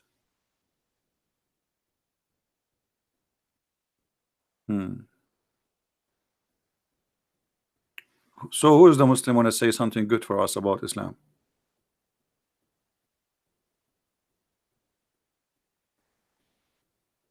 Will make them forget? Where it says will make them forget? Hey guys, either this guy is a stupid or he is a stupid. Where the verse says what? It says will make them forget. He will make them forget. Okay. Okay. Allah will make them forget. Who will make them who? We go back to zero. Hold on. We go back to zero. Abdul, Solomon. Allah will make them forget who? You are the one who said this is for the Christians. Are you? Allah will make who forget the Quran? Let us go back to zero, Abdul.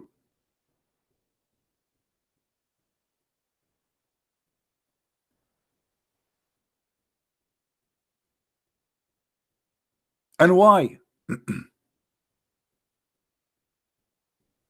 Why Allah want to send Quran and he make you forget the Quran? The reference proving you to be a liar. It says this has happened to Muhammad. Correct, guys? We showed you the interpretation. This guy is a certified liar.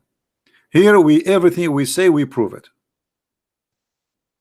Everything we say we prove it.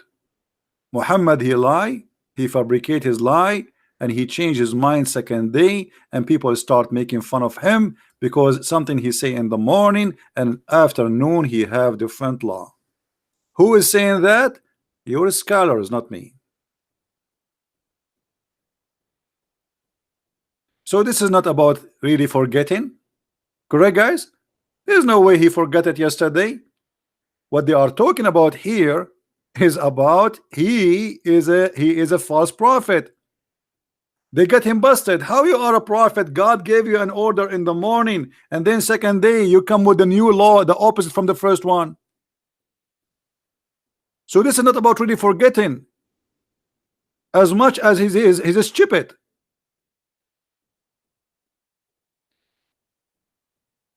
Your God, he gave you a law yesterday, and then the second day you give a new law, the oppose the first law. Why? It doesn't say after a century. It says the second day. Do you see it, guys? Guys, does it say that, or I'm making things up? Read with me. When the disbelievers began to deride the matter of abrogation, saying that one day Muhammad enjoins his companions to one thing, and then the next day he forbid it. So in the morning he says do muta, in the afternoon he said don't do muta. In the morning he said don't marry Christian women, in the afternoon he say marry Christian women. Allah forbid you, brother. Allah forbid you from doing muta, brother. But yesterday in the morning, brother, Allah allow us to do muta.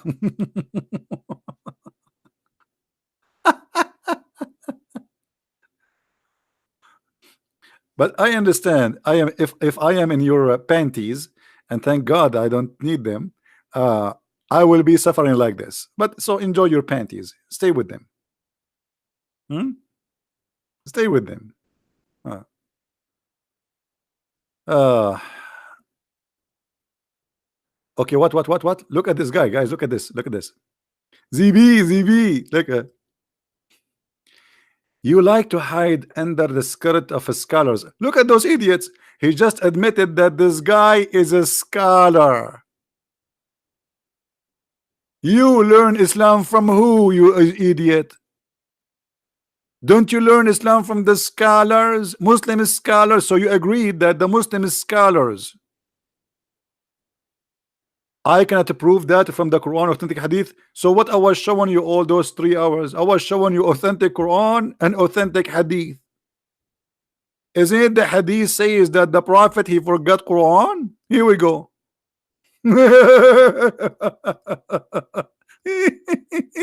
Unbelievable.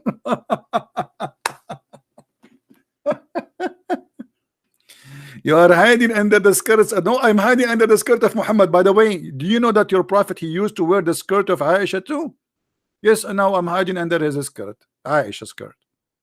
I don't want to tell you what I can see, brother. You don't want to know. Is that a hadith? Is it authentic hadith or not? Is this hadith authentic or not? Muhammad forgetting Quran.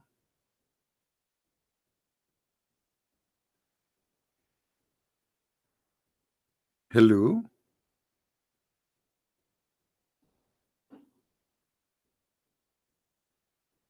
Hello.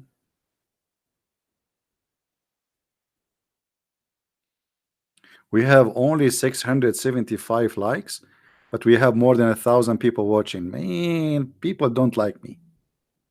I'm going to change my name to Muhammad, and then they will like me a lot.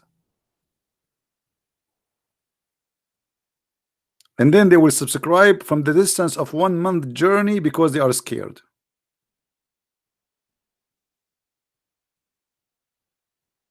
Is that authentic hadith, Abdul, or it's not authentic hadith? What happened to this guy? He's dead.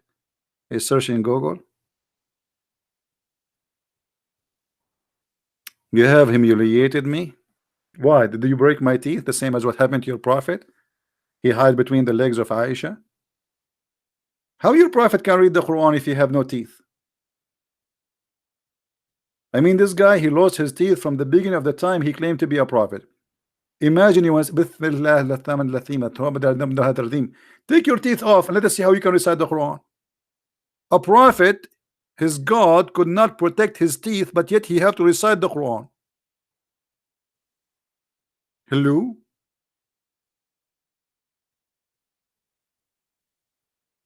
The sun set in my neighbor pool every day. I hope the sun you are talking about is not your neighbor wife, because that will be the job of Muhammad to look at. My neighbor, his wife, her name is Sunny. So the sun set every day in the pool. I see her every day, brother. Her name is Sunny.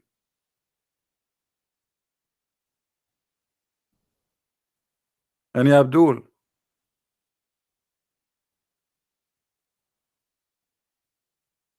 prove to you that Aisha, hold on. Guys, prove to us, hold on.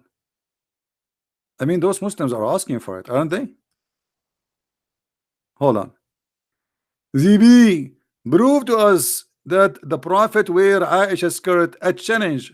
Okay, a challenge. So what you will do if you lose the challenge? Are you willing to open your camera and you do the monkey dance for us, and I will put a live on YouTube as long you are saying challenge? What do you think, guys? Are you willing in the front of everybody? If I show you that your prophet is doing that, are you willing to dance in the camera? The monkey dance. Hello? Hello? Say yes.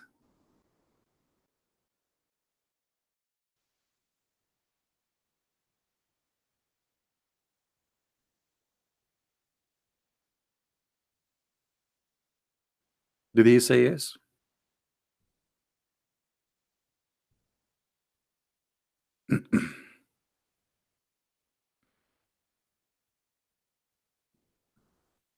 Where are you? Did you say yes? Guys, did he say yes? That's very easy, actually. Say yes.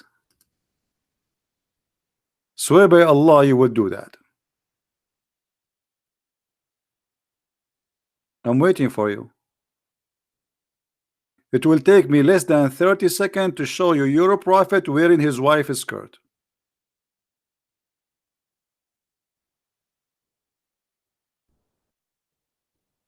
Hello? Look like you are not sure.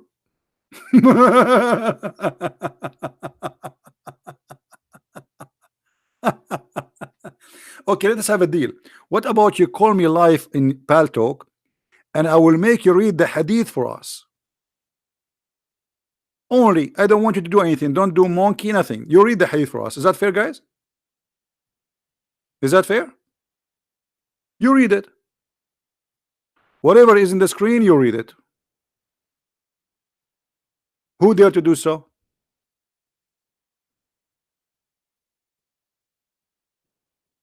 I mean, what kind of a challenge those people? They don't dare to keep their challenges. I'm here.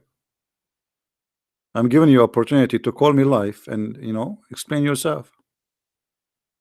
They don't dare.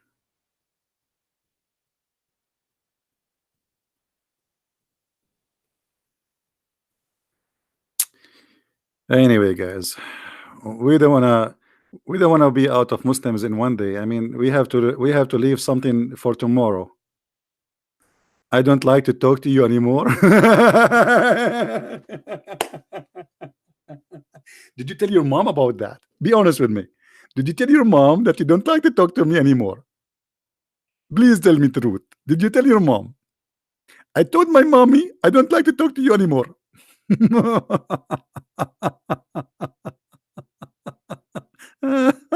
Unbelievable. Oh man. Okay, I understand your situation. I don't blame you. I don't blame you at all. I mean, who want to talk to me? People, they talk to me. Either they go to the hospital, they suffer from madness, or they leave Islam. They get wiser or crazier. Which one is going to be you? Hmm.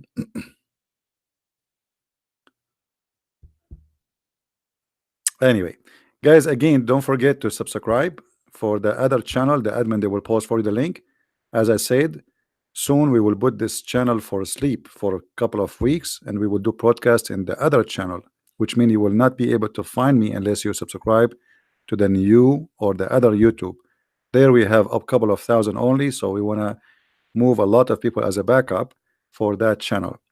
The admin, they will post for you the link, and they are posting it as you see. So please don't forget to subscribe. All right.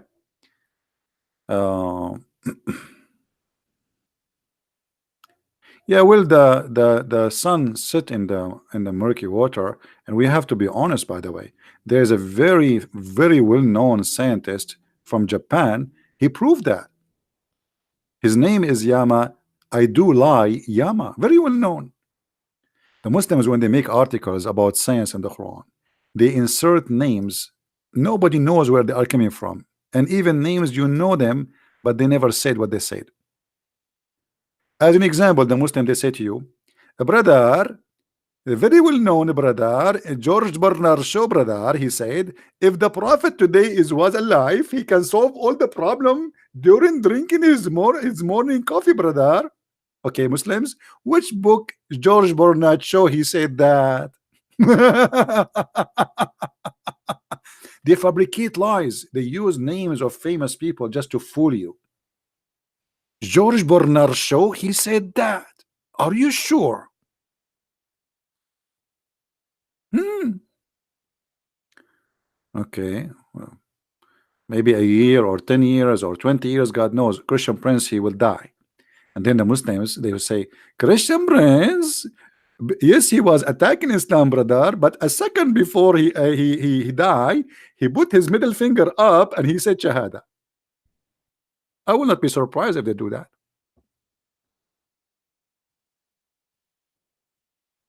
Everybody convert to Islam, brother.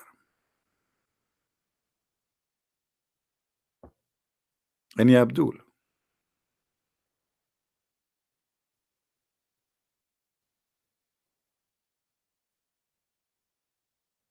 Hmm. Do you know the guy? His name, I forgot his name. I used to watch him when I was a kid. They have him in TV in the Middle East. Um, Captain Cousteau. You know, like they dive in the ocean. So I used to watch his program. The Muslims, after this guy died, they made him convert to Islam. Anyone, you die tomorrow, you will be said they converted to Islam. Trump, he died, they will say he's a Muslim. He became a Muslim. Just wait.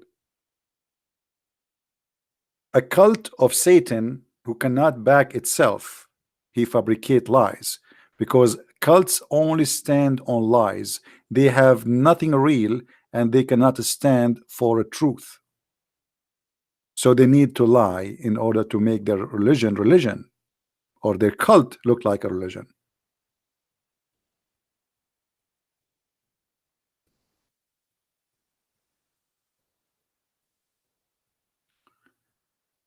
Any Abdul? He's still challenging me. Well, I accept that challenge. Actually, the hadith I posted 1,000 times here.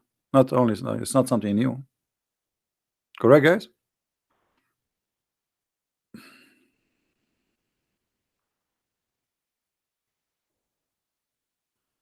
And actually, the hadith is just right in front of me. It's in front of me in the screen, waiting for the Abdul to dare to say yes. Hello. And because he knew that what will happen, he will not call me.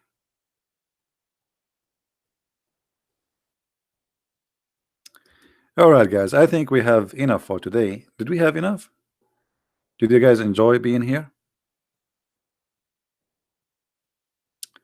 What if I go for like a trip or something? You will miss me. I will miss me. I will watch my videos because I miss me. And I am like Muhammad. I say something in the morning, I forgot it. Then now, because I'm lucky, I have videos, so I play my videos so I can remember what I said in the morning. And Jabril, he will help me. Jabril always. Jabril, the hummus guy. I mean, even Jabril is a joke. This guy Jabril, he come to Muhammad only when Muhammad wanna do poo-poo. Have you ever heard of a God? He sent his angel to his prophet when he is doing poo-poo. I mean, can't you wait? I don't want to see Jabril in the bathroom. I mean, leave me alone. Imagine, let me show you, because they will say he's lying. Imagine you are now a prophet of Allah, and Jibril is coming to deliver you something. When he wait 24 hours all day, he don't come to you. The second you go out to go to the bathroom, uh, now he wanna talk to you. I mean, this is not even fair.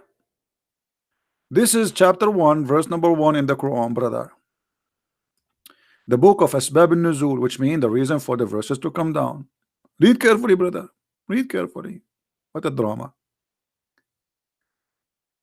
It says that the messenger of Allah, Allah bless him, whenever he went out, which means to do, excuse me, to do poo-poo, he used to hear someone calling him, "Oh Muhammad."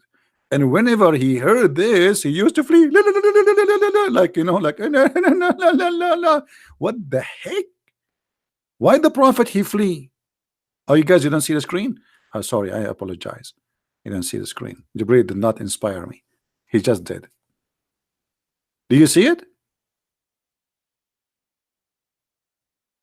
I mean, obviously Muhammad is a prophet. Look at this. The guy, Jibril come to him only when he want to do poo-poo. Muhammad unzip, zzz, he said, zzz, and then he heard the voice, "Oh Muhammad." And then what Muhammad he do, brother, when he hear the voice, he flee. Have you ever heard of a comedy show like this? Even Charlie Chaplin cannot do that. Charlie Chaplin, he go out to do poo-poo, he hear a voice, says to him, "Oh Charlie." And Charlie like, and he start running with his shoes going in opposite direction. So it's for sure Prophet Muhammad is a prophet. Hey Muhammad, you saw and you heard the angel many times before, so now why you are running? Anybody can tell me why he's fleeing? Why? I wonder how. I wonder why. You told me about the blue sky and all what I can see. Muhammad fleeing around me. I turn my head up and down. I turn it around, and all what I can see. The prophet fleeing from me. I think this song actually written for Muhammad case in that day. Muhammad he heard the voice. He turned his head. I turn my head up and down. I turn it around, and all what I can see, a lemon tree, nothing around me. I mean, isn't it obvious? It's written for the prophet story. What an inspiration. Unbelievable. Very beautiful. Now, I'm going to finish for today, and I need to make some tea. Who want to drink some tea with me? I wish really I can. I'm sure many of you are good to have a good time with you, and we will like we to be together. But sadly, Jibril is not bringing us the flying carpet where I can send it to you and he can bring you over here. And who used to own the flying carpet? Anyone knows? Who used to own the flying carpet? Anyone remember?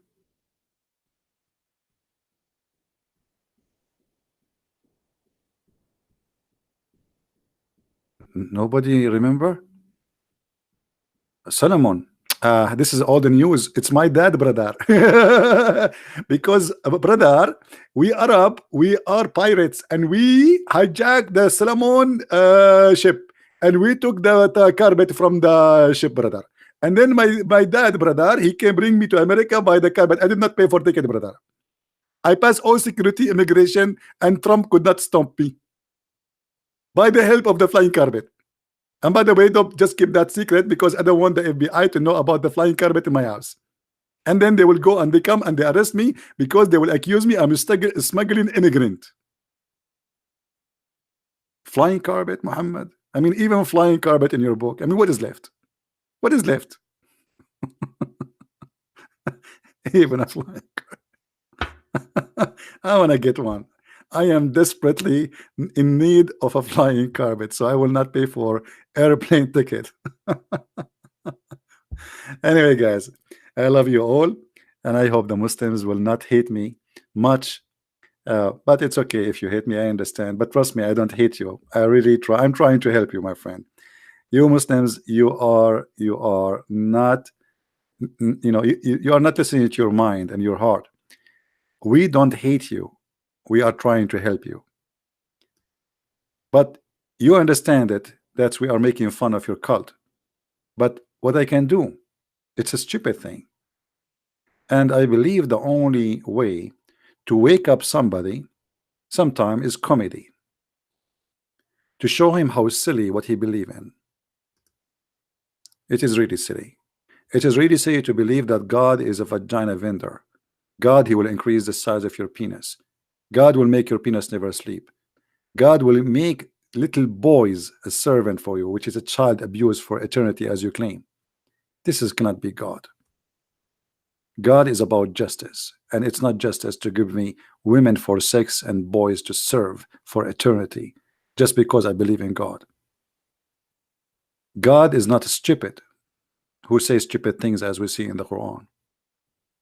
There's no ethic, there's no intelligence, there's no wisdom, there's nothing but abuse and violence and madness. And this is why we reject the cult of Islam. Please join us when we go next time, and don't forget to subscribe to my other channel, which the admins are posting for you, because as I said, soon we will move there and you will not be able to follow us if you don't subscribe. Thank you for being here. May the Lord bless you. Christ is Lord, Islam is false, and see you soon again. Bye-bye.